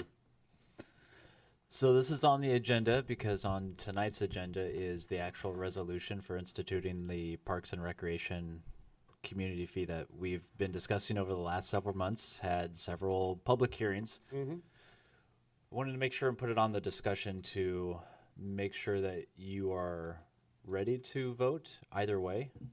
I want to stress to the council, whether you decide to vote one way or another, I'm just hoping that it's going to stay and you are going to vote tonight, because as we were just talking about staff needing direction, I need direction on this rec program. We've kind of hobbled together and taken money out of the general fund to help get this thing started. And I don't think there's any disagreement that it's needed in the community. It's just a matter of how do you pay for it. And So the resolution has the language of $2 for 2 years? it has $3 for Okay. 2 years, sunsetting in 2 years. And if you would like to change that to $2, now is the time to tell me so I can change the resolution for tonight. And Change it to 2. Yeah, I think all Change it along to we've 2. talked about 2. Yep. And we never actually made Yeah, a leap I in wanted this 3. room. I'm the one that wanted 3. So We never maybe had a that's why- consensus to be 3. This is why we're talking right now. Let's make it 10. You're out of Keith, the short timer, speaks up. So, Let's make it 2. okay, so the resolution for $2 will be on the Yep. docket tonight. Okay. I just want to see Patrick wiggle a little bit. Okay. I do, just as a footnote, I did notice that a lot of promotions for fundraising coming out of recreation with sponsorships on movie nights and fundraisers that they've been moving forward to supplement any and all the efforts that we do. Yeah, we I had think that's awesome. sponsorships for this summer's movie nights. We have 3 out of 5 nights that are covered through sponsorships, and the sponsorship pays for the cost of licensing the movie as well as the majority of all the staff, 2 or 3 people that we have there working. I think the collaboration, even if it's not a wash, I think the collaboration is good. Yes. Giving local business a chances to be part of this. Yep. Making it a team. It shouldn't be all the city all the time. It should be community all the time. Yep. I just wanted to point that out. If people hadn't seen that, I had noticed that there were sponsorships out there now. Okay. Any other discussion on the rec fee? Okay. Department reports. Sue. Okay. Here's where we get off agenda. I'm going to pass out this little handout here to you.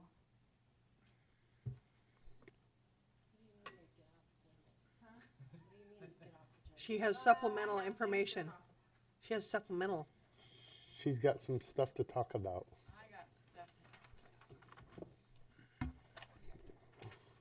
Ooh, Safe Routes to School project. Yeah, it's technically not.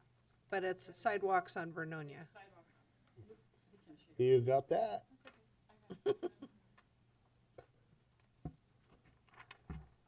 So our consultant on the North Vernonia Sidewalk Project, our consultant has been working on the design, and they've come up with a couple of issues, and I need some feedback from you so we know how to proceed. So the main issue here is we're looking at the sidewalk to construct on both sides of North Vernonia Road, up to the new subdivisions, down past the park, and to the corner there where it would go up to MacArthur. So the major thing that we've found was that with the new cross section that is shown up in the image on the top part of the page there, the new cross section for a collector street, which North Vernonia Road is, has the street with the bicycle lanes and then a landscape strip and the sidewalk separated from the roadway.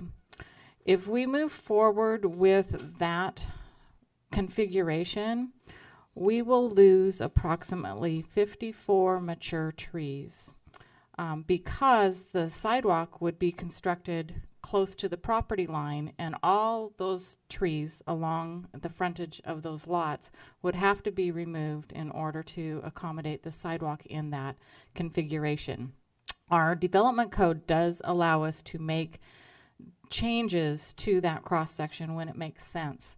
So what I'm asking the council is if you would consider allowing us to swap the landscape strip with the sidewalk so that we can save not every single one of those trees, but the vast majority of those trees in order to keep the look of the street with the mature trees there. We would say, hey, we'll just plant a whole bunch more trees. But where the landscape strip is shown here, what our survey shows is on both sides of the road, we have gas lines in the ground, we have water lines in the ground, storm and sanitary sewer. They're all located right along those areas, and there is maybe on both sides of the street a total of 200 linear feet where we would have some space to plant trees if we move the sidewalk to the back that wouldn't conflict with the utilities in the ground. So I'm very hesitant to take down 54 trees and not be able to put up maybe 20 small trees in a couple of locations. I have one question. Yeah. Because I think, I wondered when I drove down there how this profile would happen. My question is that if we allow the street trees to be essentially at the far edge of somebody's front yard, what's to prevent a future homeowner from sawing those trees down? Because if it was a landscape tree, they would have to stay. But if it's in your front yard, Some of these are in the right of way. right, but Yeah. is there a way that delineates them so it would prevent somebody from just cutting down these trees that we think are now street trees? Well, we have survey that shows specifically where they're at, which is on the bottom. This is just one section of the roadway that I was particularly problematic as far as having to remove the trees. So all the little highlighted circles there are trees that would have to come down if we were to construct the sidewalk back towards the property line. So some of those you can see are in the right of way. And those would be trees that the city would be able to make that decision whether they would come down or not come down. But no, if it's a tree on a private property, they have the right to take them down. But if it's in the right of way, then it would. Then they have to get the city's permission to do that, and then there has to be a valid reason for it. So I did have, some of the neighbors were very concerned with seeing some of the survey points of Yeah. what was going on. Yeah. And so I think you would put a lot of their minds at ease knowing that their trees out in the front yard are coming down. Right. And again, it's not going to save every single tree along that alignment. And then another option that I want them to be able to explore is maybe meandering the sidewalk a little bit. So if there's areas where we would be able to preserve more trees by taking the sidewalk back to the appropriate alignment for the collector street, we would do that. But I just want to try to preserve as many as the existing trees as possible, and then also find areas where we can plant the trees where it's appropriate, where it won't cause those utility conflicts. Awesome. All the trees that came down over on Gable were pretty sad. Yes, but I can tell you that most of the property owners were not sad to see them go. They were huge and they were messy. Yes. And we need sidewalks there. It was a narrow road. Yeah. But this is nice. It's good proactive. Yeah. So, I think you got. can I get a consensus here? direction? Yeah. Everybody okay with going with? Yep. Flip. Okay. This is interesting that you're bringing this to the council and allowing us to see this, and as what the mayor was talking about, and what we were all talking about teaming. This is perfect, and thank you for bringing this forward. Absolutely. I something as large as this, and I know the council has certainly been interested in this project. I wanted to make sure that you guys understand what the pros and cons here are, and what the issues are that we're looking at. I found out our communication on the intersection up here was me and Morton weren't even here when you guys discussed, when you brought that back. It was when Keith ran the meeting. Oh, was that the evening? Yes. Okay. That's Why you. I was like, Sue, we're already on that project over there. She's like, well, we came up with, I brought you guys something. I go, well, we ordered to have it done. Last I remembered, right? No. And you and I were gone, and Keith ran that meeting. Yeah. Yeah, so So that's nice. why. Thank you for that segue. Yes. So that is my next question back to the council. So I don't recall that you weren't at that meeting, but we did have the presentation from Kittleson and Associates, who did the study on the First Street intersection, and of course their recommendation was to do the improvement there that would solve the issues at that particular intersection. The issue why we haven't moved forward with that is because of the cost. Yes. So I have in the budget approximately $100,000 or $150,000 to put towards that project, but the project is estimated to cost about $350,000. So I would need another $250,000, give or take, in order to move forward with those safety improvements that would reduce the crossing distance. It would vastly improve the sight distance there, do the crosswalk improvements, and the rest of the project that was recommended. So I have a question. Could Matt maybe tell us where those funds could be coming from and how we could ascertain those funds? Timber revenue. So most of the timber revenue that you've cut from this last cut and any potential in the future goes into the Economic Development Fund. We usually try and save those for specific projects that we have coming up. So it would be money that we have to put towards the waterfront development or something like that. So some of those funds could be used to assist with this specific project. This is really interesting because to me, we've been talking about that intersection for some time, give and take kinds of concerns.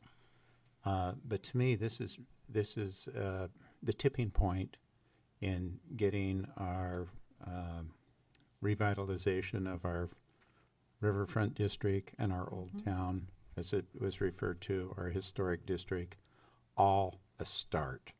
And so I think it's a good thing to go ahead on as much as we possibly can, and I think it's very timely because it does tell our citizens that we're doing something and we've got to start. I would be So thrilled. I agree with what Councilman Martin was saying. I think it sets a precedence down here. I know you guys had you guys got the presentation. I know it doesn't give you the stop sign, but it does push out the. It fixes a lot of the problems. It fixes the problem.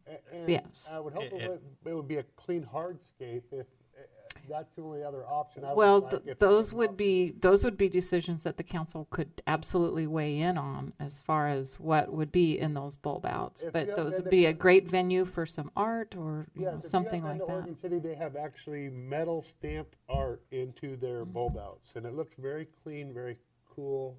Just walk downtown Oregon City and check it Nice. out. It's pretty cool. Councilor Locke? So, what would it cost to put up temporary stop signs? Temporary stop signs. Obviously, a temporary stop sign, there wouldn't be a lot of cost to that. The issue that I would have is where to place the stop sign on the southbound traffic coming down, because you've got the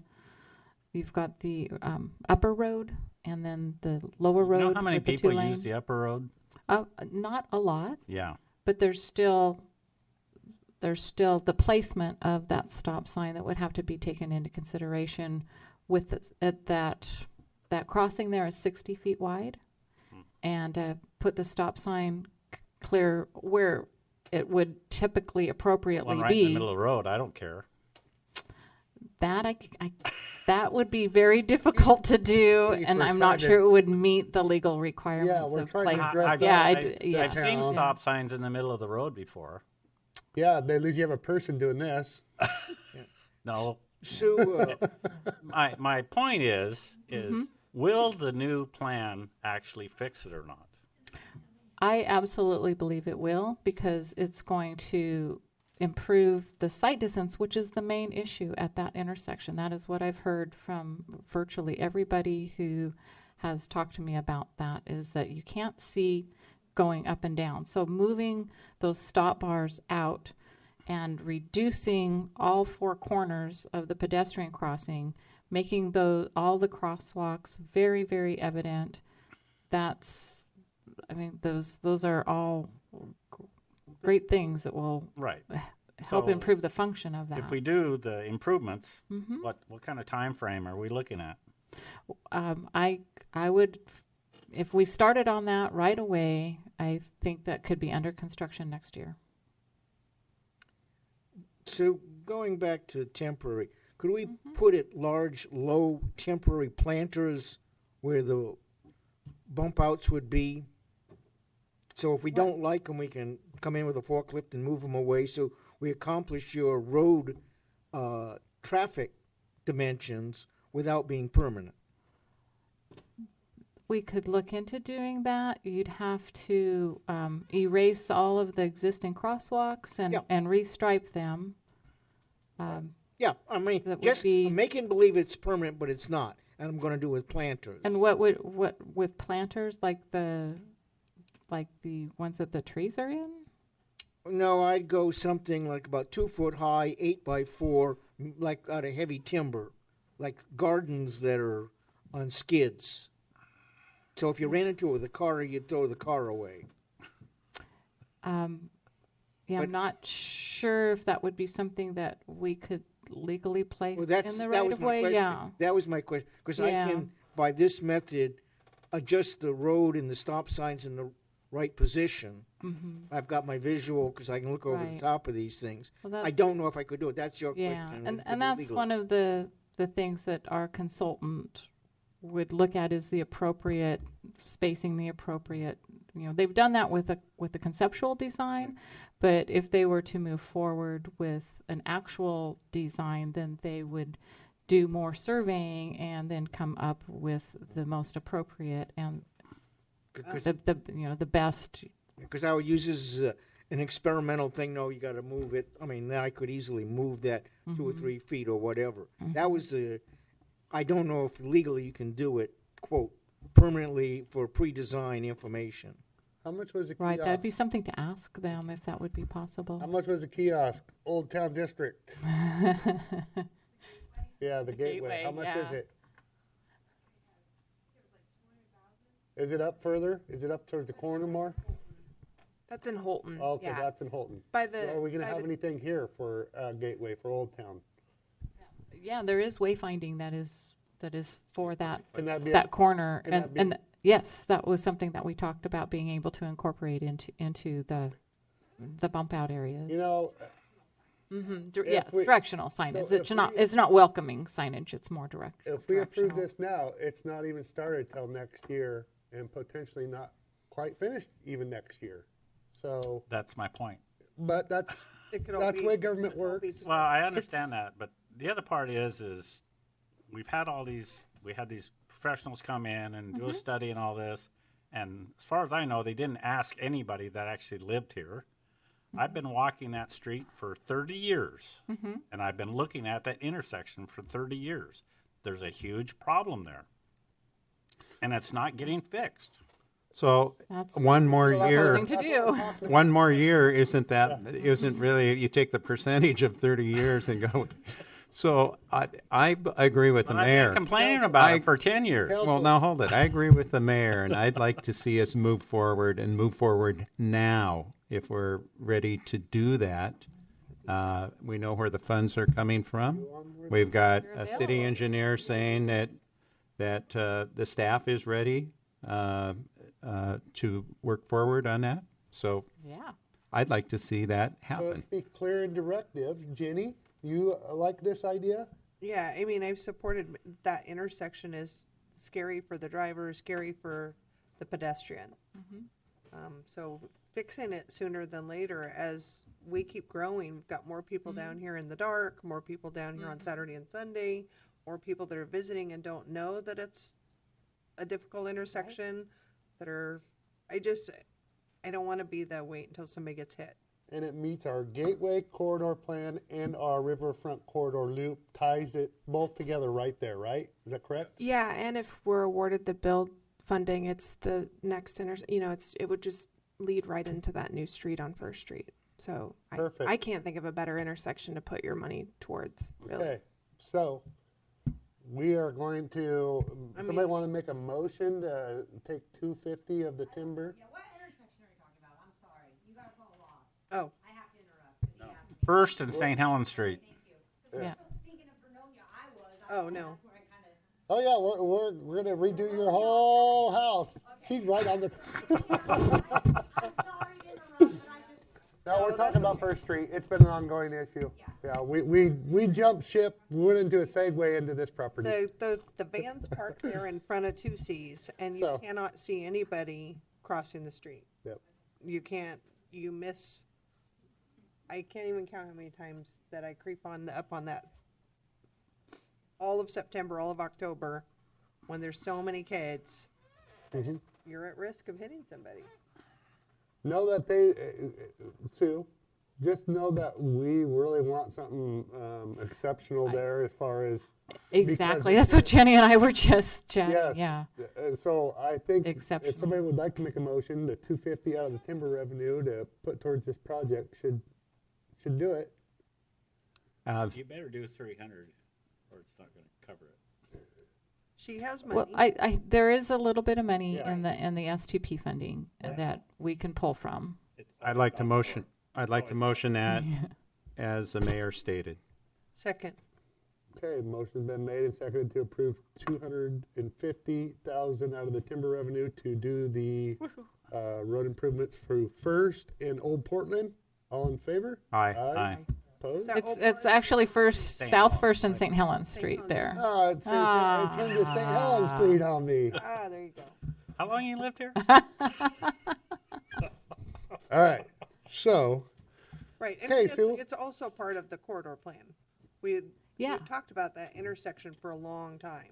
It's not just today. and what You're struck up this exactly right. conversation was me not knowing that you had the presentation when me and Morton were gone from Kittleson, and I'm like, well, where are we on that project? And she's like, well, we already discussed that with you guys, and I go, well, let's get going on it. And she needs the money, and so here we are, and we did it. So there Yay. we go. Yes. That is so very exciting. Just real quick, I have one more thing, but I want to go back real quick to the Pittsburgh Road, or excuse me, the North Vernonia Road sidewalk. I wrote Pittsburgh. Okay, Shauna, It- now we're on North Vernonia. No, we're again. back to North Oh, yeah. Vernonia. No, I just because the change in the location of the sidewalk will change the scope of the engineer's work. They will have to amend their scope. There will be a little bit more cost involved. They already have the surveying and all that done, but there will be some cost in redesigning and looking at this from a different perspective. And it's not a huge amount, you said. I don't think so. They haven't, obviously, I didn't have any direction, so I haven't told them to put that together. It shouldn't be a huge cost, but I can tell you that the cost would be offset by the cost of removing all of those trees. Yes. So the net end, I don't think is going to change the project, the overall project cost. Okay. But I just wanted you to understand that because I will have to be coming back to you with Approval. an amendment to their contract to include that new scope. And then the last thing I just wanted to mention was, Jenny, when during her report, and she was talking about the Veterans Park grant and the Gray Cliffs Park grant that she had gotten. Those are closing out now. That I wanted to acknowledge the contributions that Public Works and Roger and his crew put into both of those projects. They did a tremendous amount of work, as most of the city's matching contributions to both of those grants came from the work that they did, and they're just a huge asset to, I think, our whole city, and certainly to those two park projects. So I just wanted to acknowledge that. I'm done. Thank you. Question, Sue. Yo. So earlier today, we were asked to kind of relieve $60,000 worth of STC charges. How much sidewalk would that build? 60,000, and okay, I guess we're gonna do a 5-foot sidewalk.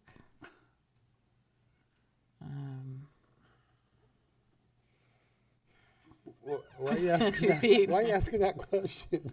Just to give A perspective. a perspective, A perspective? Per because square I mean, I'm all for helping somebody, but About- I've been sitting here for 18 years, and this town needs sidewalks desperately.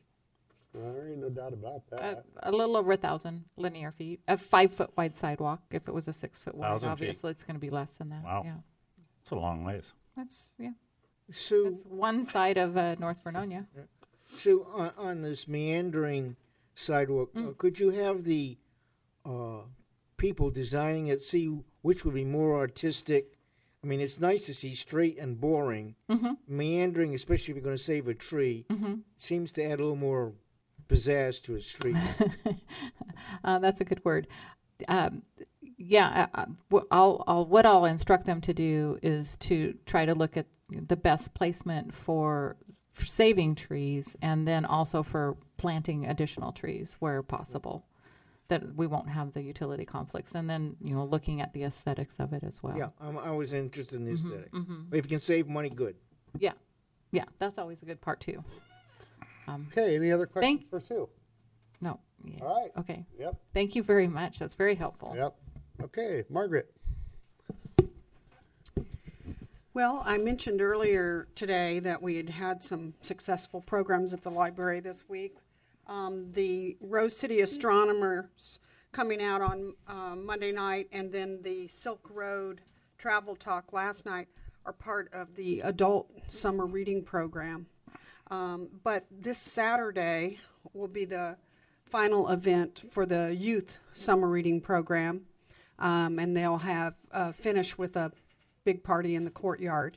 So we've had lots of activities going on for both age groups, so it'll be nice to bring that to a close. One of the programs that we had for adults was kind of a pilot program for people who were interested in forming a photographers club. And it's like most of the things we try to get going, they sometimes take a little while to take root, but we now have genealogists, writers, artists, ukuleles and other musicians, and fiber enthusiasts that meet at the library on a regular basis. And so we've decided to give this photo club, they're calling themselves the Focus Photo Club, a chance to take root. And so it's very much a fledgling group, but they've agreed to meet the last Saturday of the month, starting, well, they have met a couple of times. They're not going to meet the Labor Day weekend, but they'll start with September, the last Saturday in September. So if you know people that like to take pictures, want to learn from other photographers, it's going to be just kind of a meet and share ideas sort of group. But we're trying to get that group to take root.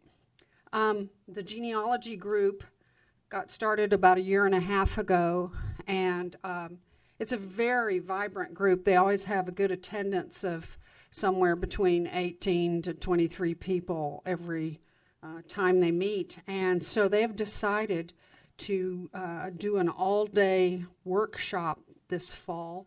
That'll be September 21st. And there'll be some news coming out about that soon.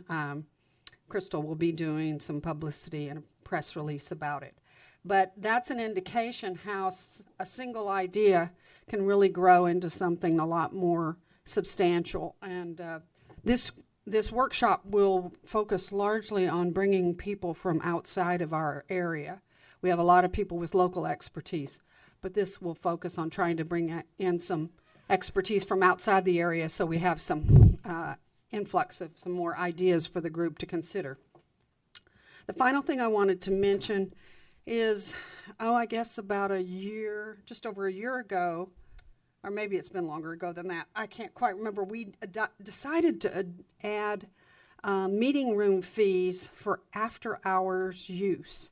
And we previously had to turn away people who wanted to use the meeting rooms outside of library hours. But we got approval to charge for anyone who wants to use outside of normal business hours.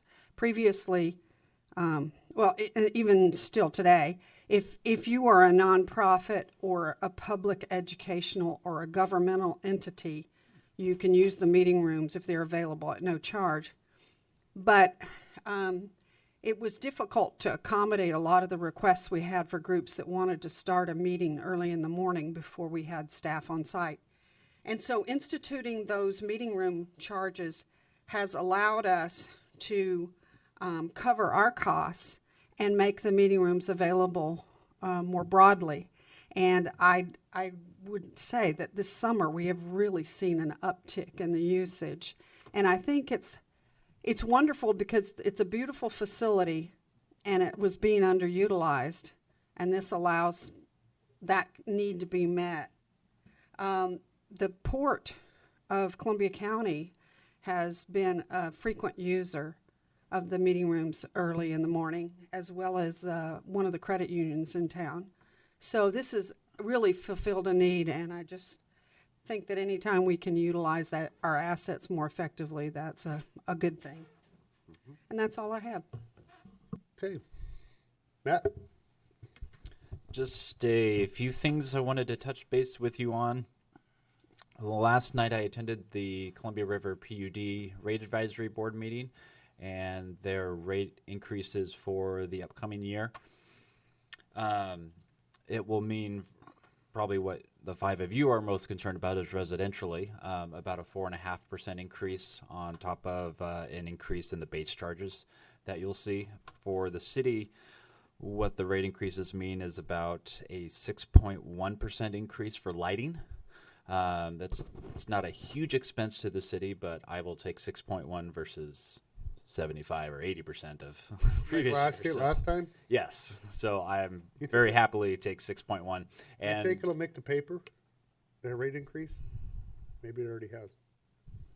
I don't know. There were no reporters at the meeting last night, so I We assume... don't even add a fee. We just approve a fee that somebody brings to us that makes paper. I have a question. Can Yes. after your report, can you possibly recap the justification of that 75 to 80% increase that the PUD gave us for the street lighting last year, and where that ended up after some mitigation by Yeah. you and others? Yeah, I can jump into that right now since we're on the topic. So, right before I came on board, the council and the prior finance director and engineering and everything, you had approved a plan to go LIDs onto all of our street lights. LEDs, sorry, not LIDs. Yeah. LEDs. And through that process, it took the city taking out a loan to get this work done because you don't have the capital to do it in cash. At the time when you were looking at LEDs, the Columbia River PUD did not have any kind of rate schedule that took into consideration LEDs. My understanding of the situation from our consultant's opinion is that they worked with the Columbia River PUD to create a rate. And that was the rate that was used in all of the modeling of all the cost savings and everything in the future of paying back the loan with the savings that you're going to make and all of that information. And it was like a 7 or 8% that they put in. It was pretty high. They put a originally. 5% in. Yeah, okay, 5%, for which is pretty future high. years. Yeah. And from the rate increases that we had seen in the past, that was what we determined would be a safe rate to assume. When the Columbia River PUD did their cost of service analysis, which they do every year, 2 years, their consultants realized that that rate that was given to us was not enough to cover the cost and maintenance of everything. So they decided to increase that rate, and that rate increase was about a 72.8% increase, if I remember correctly. Yep. And was a little bit of a shock to us when we found out a few months before it was supposed to be enacted and started that we were going to see this big increase. It was a shock because they did a public announcement, but they didn't actually, on that huge of an increase, you think you'd get a phone call, that, hey, this is what's going on, this is what we overlooked. Yes, and legally they met their legal requirement. Because they rezoned it, right? Public notices for anything. And the rezoning classification of the LED. And I think when you were there and Sue was there and our consultant had come out to do that, I think we had pled a pretty good case of, if I'm going to raise a particular user 70%, we would assume we would call that user and say, hey, just so you know, we have something coming up we're working on. We'd like to talk with you. That never happened. So that, I think, is where we were the most upset, and that's where we've started pleading our case to the PUD about we didn't know what was going on. We saw a general public notice rate increases. We assumed it would be something in 3 to 5 range. So myself, Mayor and Sue Nelson went down to one of their public meetings and talked with them about options to see what they would be willing to do. What ended up being is that the Columbia River PUD wrote us an additional check for, I believe, $48,000 that went into the street fund to help pay down, offset a little bit, but it wasn't. A little bit of that. So what the rate increase meant is that in the past several years, the city has spent roughly, I want to say about $65,000 or so a year on streetlights. When the LEDs were first put in, that first year savings, we went from about $65,000 in cost to $25,000. So it's about a 40 or so, 45, give or take a few numbers.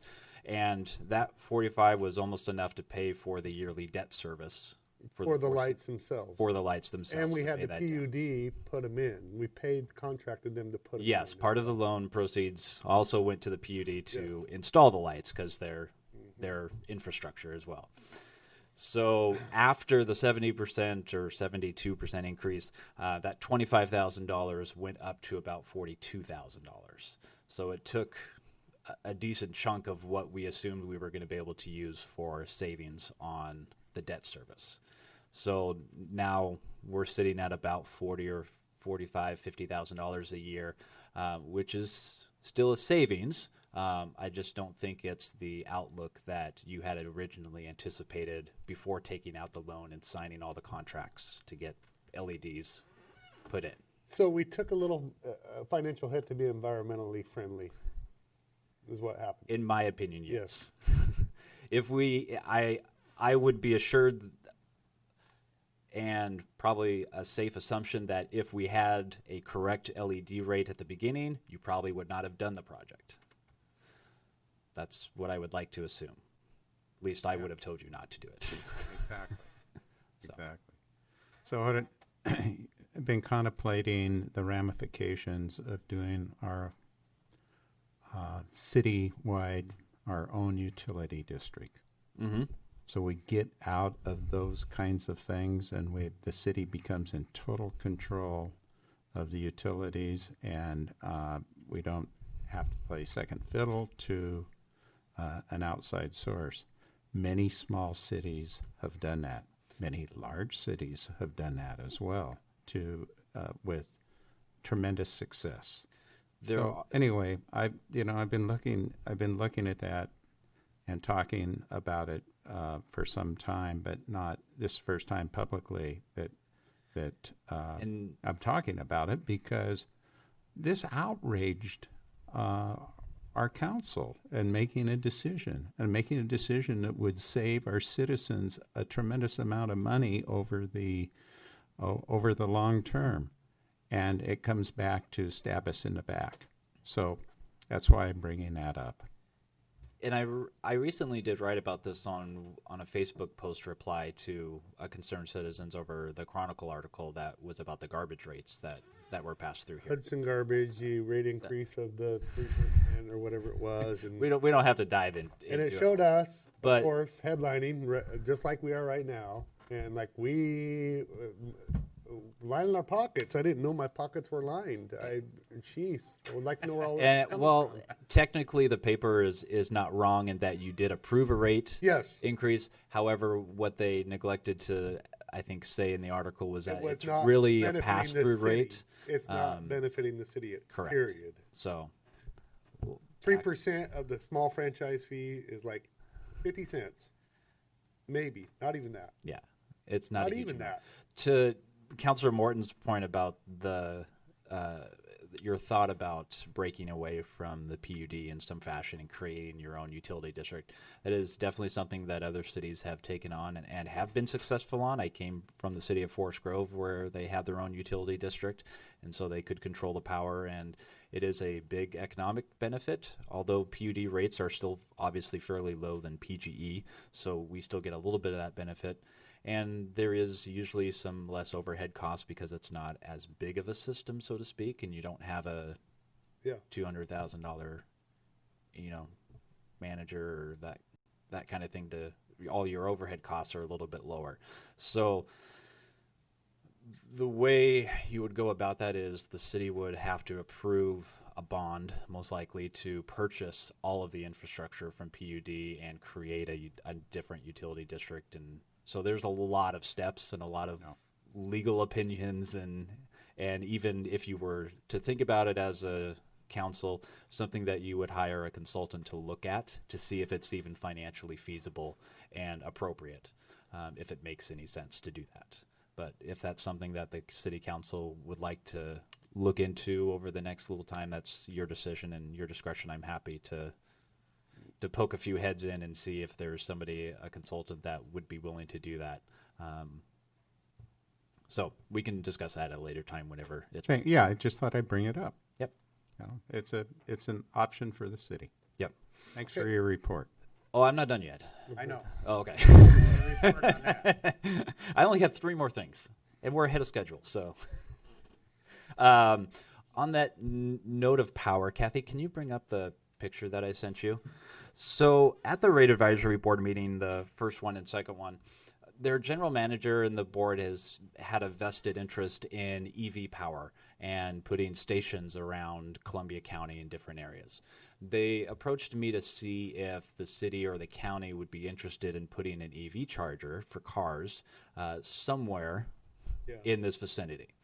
So this morning I went to the work session for the county commissioners to get their opinions and their thoughts of where an EV place would be. One of the downsides of an EV is that when you put an EV place in for 2 parking spots, that means you lose 2 parking spots for normal cars. Which parking we have is an a issue down here right parking now. is a real commodity here. So we were trying to talk, and I've chatted with Sue and Dave Elder about different locations of what could work and what would be the best place for it. We want it visible so somebody can see it and we know it's there, but we don't want to take up 2 spots right in front of City Hall or sitting in front of the courthouse or anything like that. So one idea that was brought up this morning and was a green light from the county commissioners as an idea, as well as Sue Nelson and Dave Elder and Public Works had discussed this on a separate date and came to the same conclusion, was I'm going to get up and point because I'm going to. Fortunately, a laser pointer does not work on TV screens, so it's one downfall. Can you grab the mic so you're on the record? Thank you. Happy to. So this is where we're at right here, the Plaza Square, and where we would like to look at putting an EV is in this little parking strip right here. So I hope some of you may or may not know actually that we lease this parking lot from a local person, and this portion right here is actually owned by the city. So we lease this portion, but this portion is actually owned by the city. So we would like to take 2 spots that are these parallel parking spots right here to put an EV station right in the middle there, and then possibly some signage right in front that says EV parking, be friendly, that kind of thing. So I wanted to bring that up to get the council's opinion. It's definitely something that staff has talked about right there. The county commissioners are on board. So now I'm bringing it to you as to see if you are interested in doing that. The PUD is willing to pay for it. So to put an EV charger in, it's about $45,000 all said and done. So it's a large expense. And if the PUD is willing to pay for it, I would hate to turn it down. Yeah. That makes a lot of sense to bring it into this area rather than having it out on the highway where most people would think that it would make more sense. But it's going to take an hour to an hour and a half to charge, and what a better place to have it is down here so that they can facilitate the businesses and a restaurant or whatever. And that's, to me, it's just very practical. I'd love to have one at the library someday. I had somebody run a heavy-duty extension cord from the parking lot into the lobby. That's also a good idea. And they can come in and read while their car's charging. Any other council thoughts on that location? Is that an acceptable location to you 5? I really like Margaret's idea for a secondary. The next step is do it at the cultural center over there. Right. Library came to mind first. I thought you were going to say let's just run an extension cord. The question that you best ask for parallel parking, are all electric vehicles charging off the right or the left side? Actually, I did bring that up to the PUD, and they said that the cord that is used for actually taking it from the charging station to the car is long enough so the EV station would be in the middle of the two spots, and the cords are actually long enough so if somebody has a charging station on the far side or on the other side, the cords are long enough to reach around. Because right now I don't think there's a standardized plug location on the vehicles. Correct, there is not. Each, depending on your model of vehicle, can be on the side like a regular gas can. It could be in the front. It can be in multiple spots. So he needs direction. Everybody sound good with the placement? Yeah. Do you want to come up to the mic, please? State your name for the record. I know who you are, but. Hello, Mary Ann Anderson. I work downtown and live in Deer Island. So would these stations preclude parking in them if you didn't have an EV car you were charging? Yes. Okay, so my comment is, and you can see it in this picture, these are the only shaded spots in that entire parking area. And I just wonder why you wouldn't put it somewhere else so that the people who work downtown would be able to park in the shaded parking. Where would you suggest? Well, on the other side. We're back here. I think maybe it was more visual, so they could actually catch a sign saying EV parking and then visually turn into it. Probably is why I would guess. I'm not an engineer, but I would guess that was maybe Visually, as far as coming down, driving Yeah. down the street, at least the county commissioners, and I can let Sue or Dave give their opinion of why they thought that was the best location. When I was walking around with the county commissioners, we walked all the way down City Hall and around and talked about all the different spots and potentials. And this was the most logical spot that we came to where it would upset the least amount of people. We know that putting in an EV spot for one or two spots, you're going to preclude other vehicles from parking there. We didn't want to take any spots around the plaza. The county commissioners definitely did not want to give up any parking in their parking lot or anything, and we are already sparse parking kind of here on the waterfront area.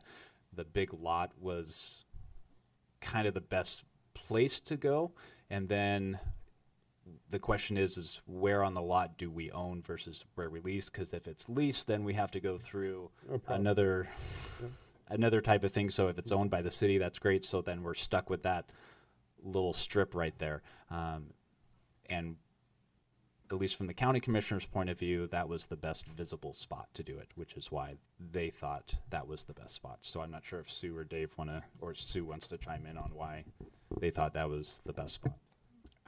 Probably very similar reasons, but mainly there was two spots right there. We very seldom see cars parked in those two, and you could easily put the charging station right between the two spots. Yep.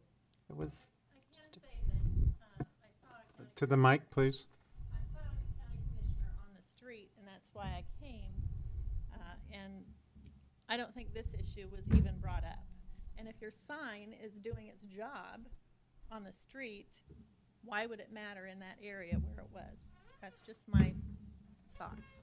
Thank you. Mm-hmm.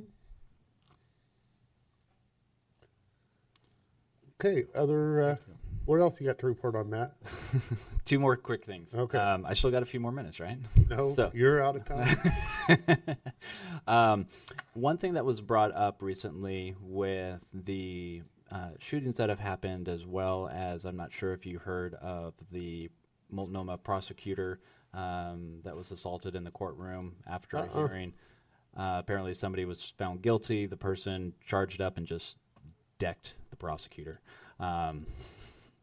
So that has brought up a couple topics in our courtroom about court security and what we're doing to be ahead of the game as far as whether that be a metal detector, whether that be a retired armed officer or a security guard of some torp while we have court in session that can be at the front and help check purses or do anything. Doing nothing, I think, seems wrong. And being proactive, I think, is the right choice. However, there is a cost associated with it. Now, I'm not sure what those costs are at this moment, but I wanted to bring it up to the council to see if you were open to discussions. I know that Judge Lindgren has been discussing with the police chief what possibilities there are. How many days do they have court? Right now, 2 days. 2 days? 2 days, 1.5. We're trying to get it down to 1 day a week, but we're waiting for our new software to hopefully. So improve other some than of that, those that door is processes. locked, right? All the doors are locked. Yes. Okay. Yes. So 2 days for I'm sorry, let me take that back. 2 days for courts. Fridays there are many times we have trials. So sometimes those trials go away 2 days before and we don't know, but I guess if you're looking at it right now, I'm going to say 3 days. That we potentially have those court doors open and people coming in and out from all walks of life. So if we started having an officer just at random being there, I mean, it's going to get the word out. It's going to make it more secure. We'd like to have it full time, but even at random, you're never going to know when there's going to be a. So one of the issues that Chief Greenway brought up with doing an officer is just how much time they're already on the clock. And so get it's it. mostly an overtime cost for somebody. And Right so now, it's the Chief cheapest Greenway way. suggested possibly looking at some kind of an armed security guard or a retired officer that doesn't have to be in full uniform or anything. Maybe he just wears a polo with a badge or something, but maybe armed, and maybe he can take on, or she can take on, the responsibilities of checking purses or doing a metal detector of some sort. So I'm just kind of approaching the council to see if you're open to that discussion, and if I were to bring back a couple different ideas, and Chief Greenway was here to chime in, and possibly Judge Lindgren as well. Well, I definitely agree with this. Security is, with everything that's going on, it's just, I don't know what's going on with this world. I really don't. How much is a metal detector? One of the wands are, I think we looked it up on Amazon, and there's probably anywhere from $300 to $500. So they're not vastly expensive. And then if you had a person checking purses or a bag, or if somebody brought in a backpack or something like that, I just think this takes a more proactive approach before something were to happen. Could code enforcement be involved in that? If Greenway they was don't here, carry. we could do something. We could. Pardon me. They don't carry, so that'd be, you But need they- an officer. I'm gonna let, But they could. Not without being a certified officer, I don't think. So we need a certified officer to do this. Is that correct? Is that what you're saying? not according If to the that. person needs to be armed, yes. Right. Yeah. Now, we don't have to get into a brief or a huge discussion right now about Yeah. it. I just want to know if you're open to the idea. Open to the idea, and then also in this council setting, when Chief Greenway is not sitting where Jen is sitting, I feel at odds. And having Greenway or prior to that Terry Moss or Chief Salee was always comforting, being there by the door, taking a good vigilant look at who's coming in, just giving a once over. Mm-hmm. And I think that's extremely important. And I was going to ask Keith or Greenway or Brian that if he is not here, could he have an officer here to either help out with his report or whatever, but mostly help out with kind of security? Because I think if anyone had an axe to grind, it would certainly be with this council, right?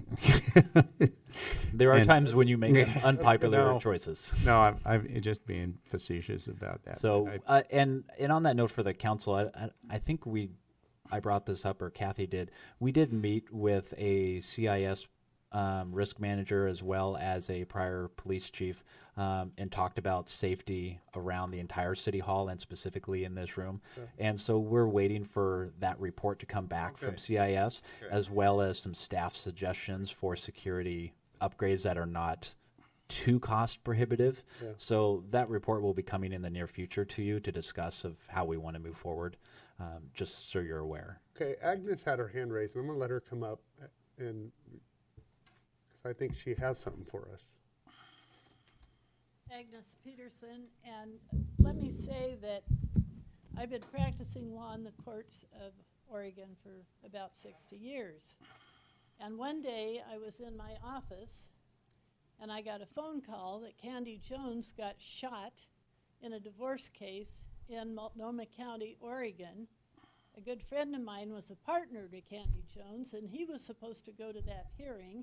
Robert McKee was supposed to go to that hearing, but he assigned that to her because he had another hearing, and he heard shots in the Multnomah County Courthouse, and he knew the sign of a gun because he was a former police officer. So he went down there, and Candy Jones was dead. Now, I've watched the security over here, and one thing, you can talk to Judge Calbert or some of the people in that courtroom, but I think one thing that they did was put bulletproof metal in front of this. I bet this is just wood.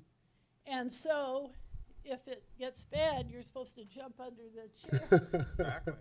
So that's a quick fix Sure. for some safety. Yep. I do not agree with metal detectors. I think that they're just silly. You're not solving the problem of the one crazy who's going to get you. You're making every single person who goes through the courthouse in Multnomah County and the federal courthouse be checked, take off their shoes, take off their clothes, take out the thing that holds their money. I think that's foolish and expensive. For the wand, it's $50, $100, $500, whatever. I think that the only way you're going to have any security is like Columbia County does it right now. They have somebody wandering through that courthouse without notice, watching. Like somebody here said, it's comforting to have a living person who is watchful. Metal detectors don't watch anything. Yep. And so that's my suggestion. And you might talk to the people or get recommendation from people other than the committee that Mr. Brown mentioned, but people who have been there and done that. Now, when Candy Jones got shot, that guy almost took out everybody else in the room. Okay, so I agree with safety, but it should not be obvious, but it should be really safe. And if you had an officer in here watching, they know what to look for. And the same thing over at that municipal court. And that municipal court would be a piece of cake for a nitwit to take people out. Sure. Okay, thank you. Thank you, Agnes. Yep. Great thoughts. Okay, Matt, do you have one more thing to I have report? one more thing. Okay. So a while back, and this is just a confirmation that I would like to get a second consensus before moving forward. A while back, Jeff Kroll, who runs a local or regional softball group here, had a lease with the Boise White Paper Plant for use of the 3 fields that are currently located just around the recreation center. That lease is coming up due, and Jeff is asking if the city is willing to continue that agreement. Now, we've had conversations from this in the past, and the conversation and consensus I got in the past from both the city council and the Parks Commission was to end that agreement and open the fields up for public use and potentially for people to reserve and play games and everything else. So I am on the docket to meet with the Parks Commission next Monday to have this same discussion to confirm with them that that is the direction they want to go. So I wanted to double check before telling Jeff Kroll that it is the council wishes and the Parks Commission wishes to not renew this contract and open the fields up to the public, more so than what they are now. With the future development of that area, it makes a lot of sense at this point to keep it flexible and to keep our options open rather than to tie into a lease that might be 2 years or 5 years or whatever, because then that locks us into, unless the lease agreement, if you had get-off points on the lease agreement. So I think it makes sense to go with the recommendations of what we had talked about in the past And I really appreciate you going to the Parks Commission and weighing in on that with the citizens at large. Ginny, Keith, Steve, Rick? We need ball fields that everybody can play at. If we could reserve a field, could this group have a certain number of days or certain times when they reserve it, and every time beyond that is open to the public? That's what we're moving towards right now. So currently our park reservation system says that you can take exclusive use permits. So if I wanted to reserve one field for a weekend, that means from dusk till dawn, or dawn to dusk, I guess, that you have playability on that field and you have the right to kick off anybody who comes on that fields. What we have found in prior situations for exclusive use permits is that an organization like Jeff's will do an exclusive use permit, but they will only be using the field 4 or 5 hours out of the time. Right. So it blocks a lot of other people from coming on and feeling free to come on and play if there's nobody on there. So our new system, which will be taking place in September, moves to a session reservation system where any organization or person can come on and go online to reserve a 2 to 5 slot or a 5 to 8 slot. So it blocks out the time and hopefully opens the field up for more availability. And that's what we would do if you were to open those up to the public. So you could reserve 4 hours for a ball game on Saturday the 3rd. Yes. And beyond that time, people could get on. Sunday, somebody else could get on. Correct. As compared to locking up. That sounds much better. My understanding in the past that he did the lion's share of the work over there. Yes, he does. And so that was kind of part of the deal is I'll take care of it if I can use it. So I can understand Jeff's not here to speak for himself. Yeah, and I'm doing most of the work, and somebody decides to go over there and mess up all my work, and I have a game or I have a practice, and I get there and stuff is undone.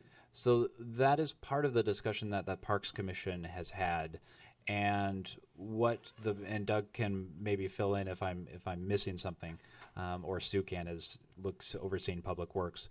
My understanding from talking with the Parks Commission is that when we have the same issue with Campbell Fields and McCormick, that Jeff Kroll's group will come in and do a lot of work and a lot of maintenance on the facility in preparation for their games and their season.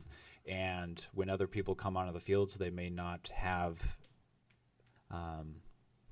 keep it as nice as when they do it. So I know Jeff has come to a couple other sessions to talk about and request, reimbursements of this or that, or his group bought a tractor to do this and those kind of things. And my understanding from the consensus of the Parks Commission was that any fields that we oversee as a city will be held to a certain level of standard. Now, what that level of standard is determined by the Public Works Director and the Parks Manager and the Parks Commission. Anything over that standard or any additional work that he chooses to do on his own and with his own money, that's up to him and to do. But my understanding is that we will just have a basic level of standard, and that would be the same standard for depending on what fields are and how they currently are. And it would be taken from there. I will say that our parks manager, our park supervisor was in total agreement with that he would like to oversee that and maintain that standard so that there's one person overseeing all the ballparks, keeping it to that standard. So if there's a higher standard by somebody who wants a higher standard than Jeff Kroll, then there's going to be all kinds of problems. But if we go with our park supervisor and we believe him that he is going to do that as a job description and make him accountable for that, then I don't see a problem. Well, what I heard being said was actually we'll keep it to a standard. If they want above and beyond that, they can go ahead and continue to do the work beyond that. Is that, yes? You're shaking your head, yes. Okay. So, You know, you get a bad rap a lot of times, and you really care about this city, and you do a lot of hard work. And I just want to thank you for all the work that you do for us. You know, I mean, I know it's not easy being the money guy. You're always in the eye of the public. So. I always get beat up for something. But I know that you've worked really hard on just this alone. Phone calls back and forth with Jeff Kroll, and so good work, Matt. Thanks. Yep. Okay, but you're done. Kathy. Okay, Councilor Locke. The only thing I'd like to report is the reason Brian's not here is because he had a little accident when he was chasing a suspect down here on the river. So over the bank. He's got a little owie on his leg, so he's taking some time off, I think. And then I think Joe must be busy today because he's supposed to come when Brian doesn't come. So I imagine they're both busy. They've had a lot of stuff going on in the last month. So just let you know. Okay, thanks. Councilor Carlson. I wasn't going to have anything, but I can't hold it in. Do we know what the status is on the art flags in the plaza out here? Ooh, that's a good point. I just thought I've had conversations with various people, and I just myself as well. I and want to agree. get to the bottom of it in Yes. this room, so we're all crystal clear on what's happening with those. So Jenny, it makes sense. Anybody coming from outside the area doesn't know what that used to look like and what it was intended to look like, and now it's become what it is.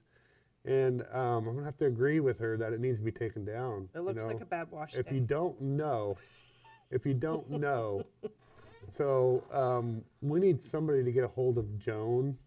Yeah, I was approached at 13 Nights by somebody that was traveling that thought that there had been vandalism. Mm-hmm. And they had traveled here from Eastern countries, and they felt that was like a sin, like that was sacrilege. It's like even to dragging the flag on the ground. They're like, has there been vandalism? Are you taking care of this? What's happened? I mean, we're all seriousness, and it's like, I would hate to inadvertently offend somebody. And aside from that, I've been noticing it fall as it gets windier and windier. More is down. Cleanup's been done, and The then more is concept down. was great. It Was didn't- beautiful yeah. for a week, Yeah. and then we had the worst wind, as this plaza is wont to do. But I just thought maybe to clean it up and let that square rest before the inundation of fall. This is one of the issues that I had with the Arts and Cultural Commission long time ago, and this was before some of the Arts and Cultural Commission has done unbelievable work in our community. I think I'm thinking way back, and there was a arts and cultural display of stacked newspapers rotting.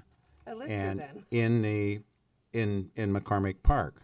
Now, so that was a conceptual kind of thing, and it was what I thought was interesting was there was a big arch. It was in an arch, and if you stood in a place where you could see it, it went over the smokestack of the paper mill, and the paper mill makes paper, and the paper was rotting, and so there was this all conceptual kind of thing, but nothing was ever signed.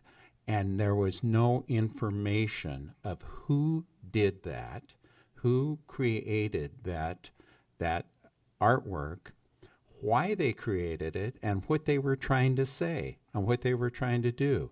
Now, and how long it would be up, and why it was there.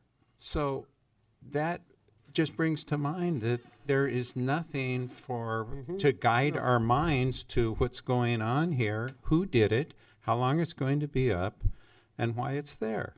So that's all that needs to happen to anything that gets displayed. And I think if we take that into consideration when we say, yes, that sounds like a great idea, where's the informational sign going to be? And I think that should be required. I knew that you had gone through that before, and I knew that the down day is sometime in August. But I think that we've gone through this with donations of public art, is I don't know if there's a statement on that document that says, in the event this fails, who's going to take it away?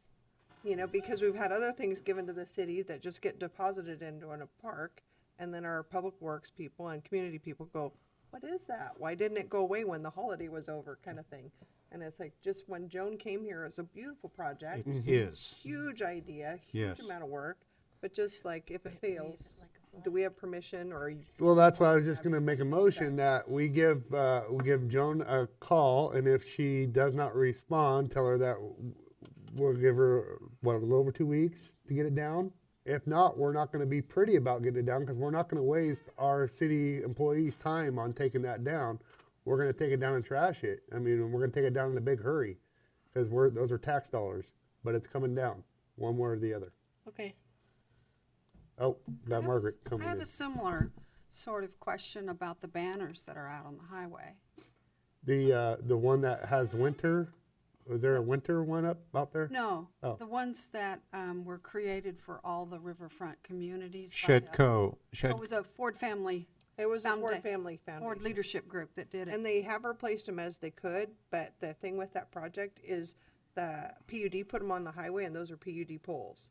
So in order to take them down, we can give them permission to take them down when Christmas comes down if they're damaged. Well, Is that what a you lot mean? of them are missing. A lot What? of them are falling. A lot of them are faded. Yes. I don't think they give the best image of the city. I mean, their correct. intention was wonderful, and they Right. looked great for a time. Uh-huh. But I mean, if they are supposed to be a welcoming banner for the city, I think they either need to be maintained and replaced or removed. There was no replacement program. No. No. So let's just remove them. If they're falling down and faded, and let's just get them down. Let's The reach cit- out to the city PUD. should consider doing some kind of program for that. Okay, right, because We they- should, but for now, let's just get them Well, down. I mean, they replaced the Lewis and Clark banners that were hanging in similar situation. And the brackets was the expensive part, because I was actually part of that class that did that. The brackets and the negotiation for the PUD and with Comcast was a huge hurdle to do. And now those brackets are in place, so you don't want to have the brackets and all. I mean, it's like $5,000 worth of bracketing and banding that would just go to waste.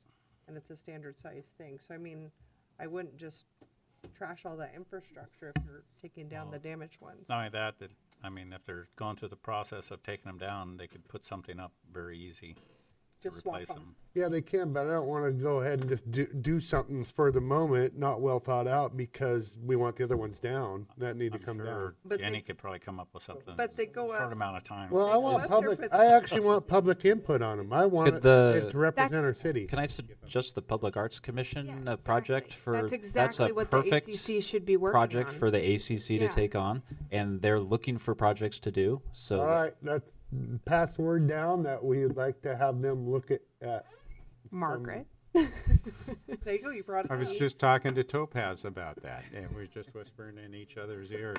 So, good point. Okay, I will take care of getting a hold of Joan. okay, yep. And if not, Sue, like 2.5 weeks, I think is sufficient enough time that we just,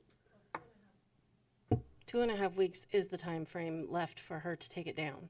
it is. Yeah, September. Okay, I think well- September 4th is like the day she's supposed to have it all down. September 4th? Yeah, well, that's a little over 2.5 weeks. Yeah, so. Got it. We just can't count on anybody else. It's been It's looked too long, for a too long bad time. for Do too. you want to give her a week? I just don't want to push a time I limit on. just think as soon Can we as do a week and a possible. half? That's two full weekends to go through. I say next Friday. Sounds good to me. Yeah, and then the Monday, we'll if they're not down, we're just going to yank and pull. Let's go back to the beginning of this. It was a great idea. The engineering of how they were being held up was terrible. Yep. If they had run a leader line through it, they would have still been up. So any art object we have, we ought to have our engineering department go over and see if it's engineered that at least can stand the time allotted for it to be there. Because it's visually okay, but it's a hanging thing. It didn't have enough strength. And any further art projects or that, we ought to have somebody review its safety just because artists aren't good engineers. Okay, anything else, Jenny? That's it. Okay. I can't anymore. All right, we got it. We got it. Okay, Councilor Topaz. I have one thing. I have some objections that I'd like to voice as I object to some of the mechanisms of this ORS 192.66 business. That's all I have to say. Okay, objections to the ORS, you're talking executive session, I'm talking to the process up to that point. the process up to the point. We have an attorney here if you'd like any clarification. We have actually two attorneys here, but one that's ours. Three. No, I just like to make that point, and we'll leave it at that. That I have an objection, we'll voice it at a correct time. Okay, well, we will be going into it a little bit later, so if that's the correct time. Council President Morton. As I oversee the Parks Commission, I'd like to report a bit on what's going on with the Sand Island. I went over for an inspection to ascertain how that was going. I'm very surprised. Actually, Councilor Locke and I went over there together at one time. Then I followed up on another visit. And wow, it's an amazing change in such a short time of how that's transpired into a more user-friendly area. It seems to be extremely safe when getting off the docks and walking through the campgrounds. Just inspecting that was quite a surprise to me.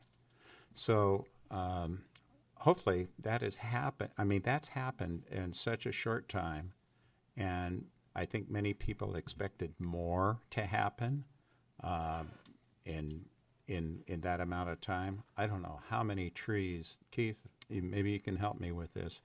How many trees were taken down? Over 100. Probably 200.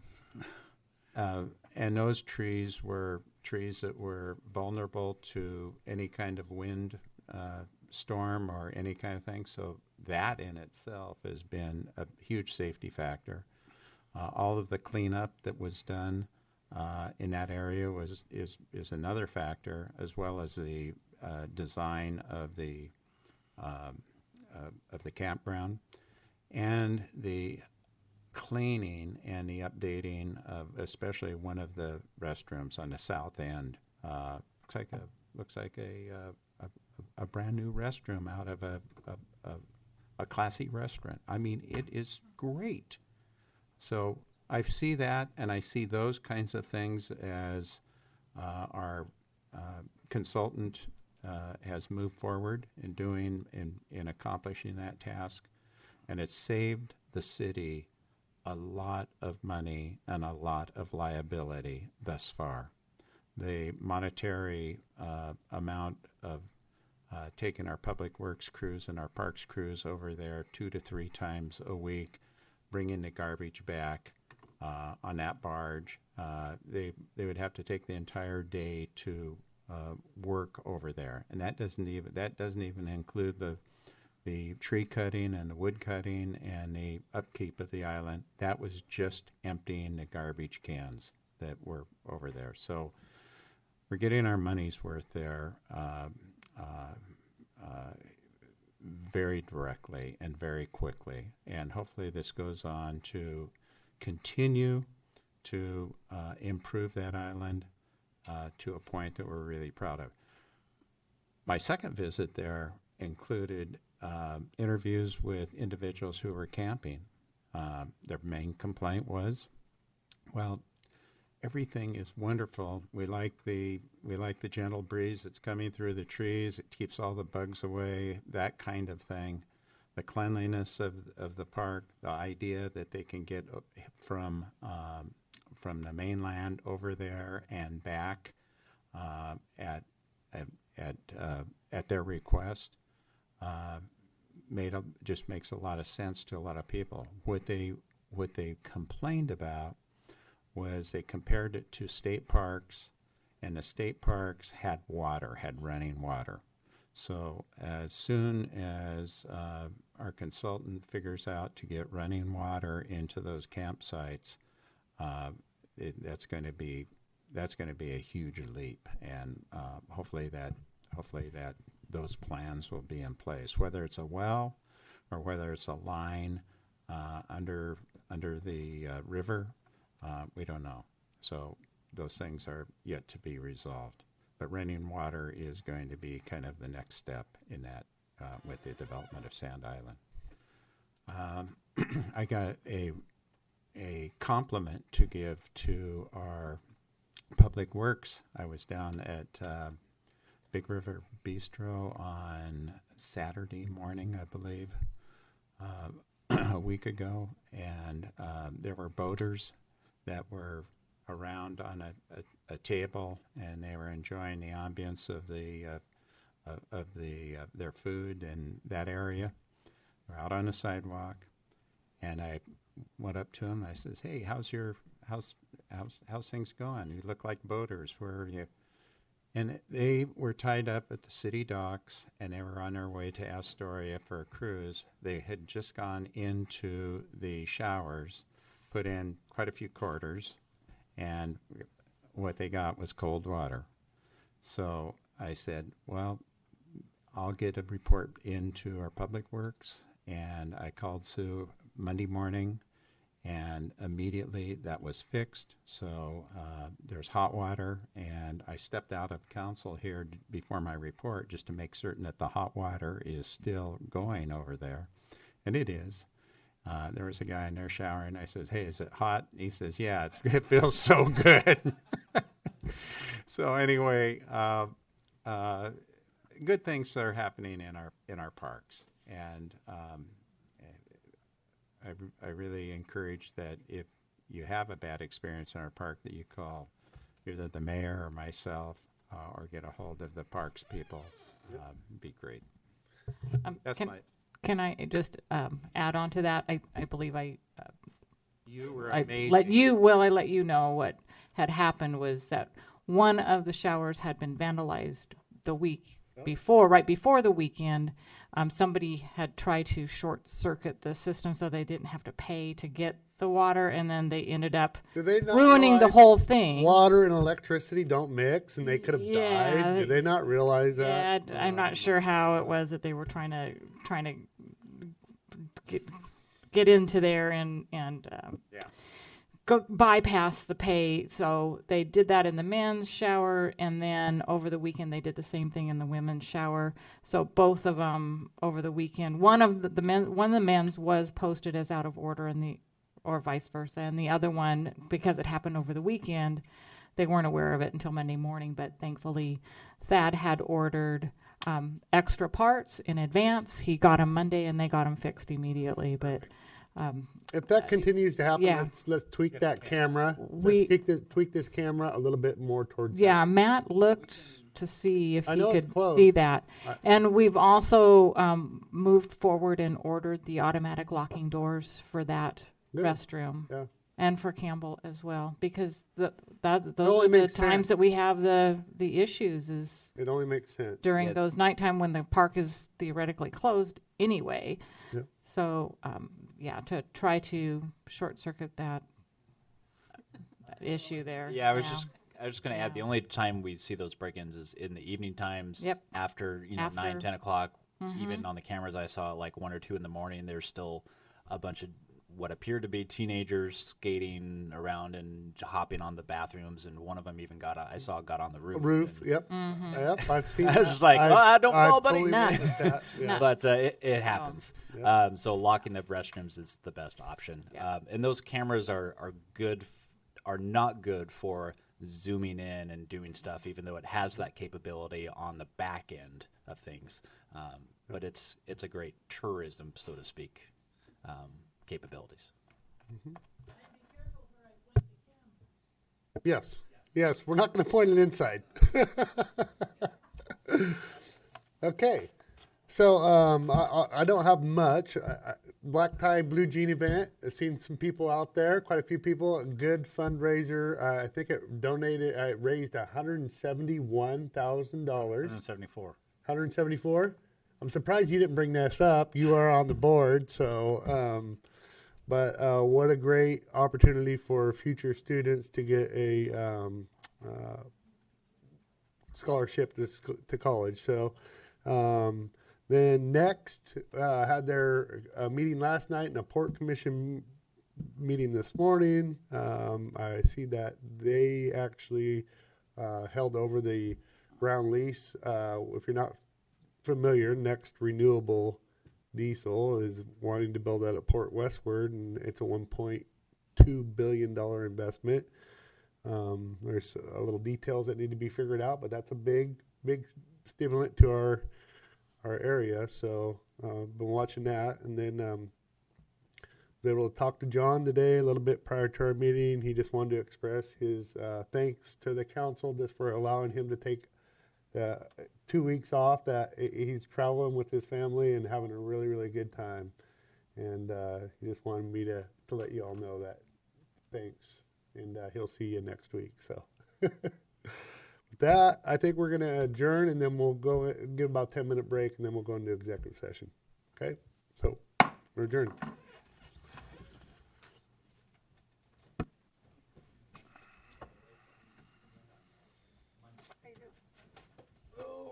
Well,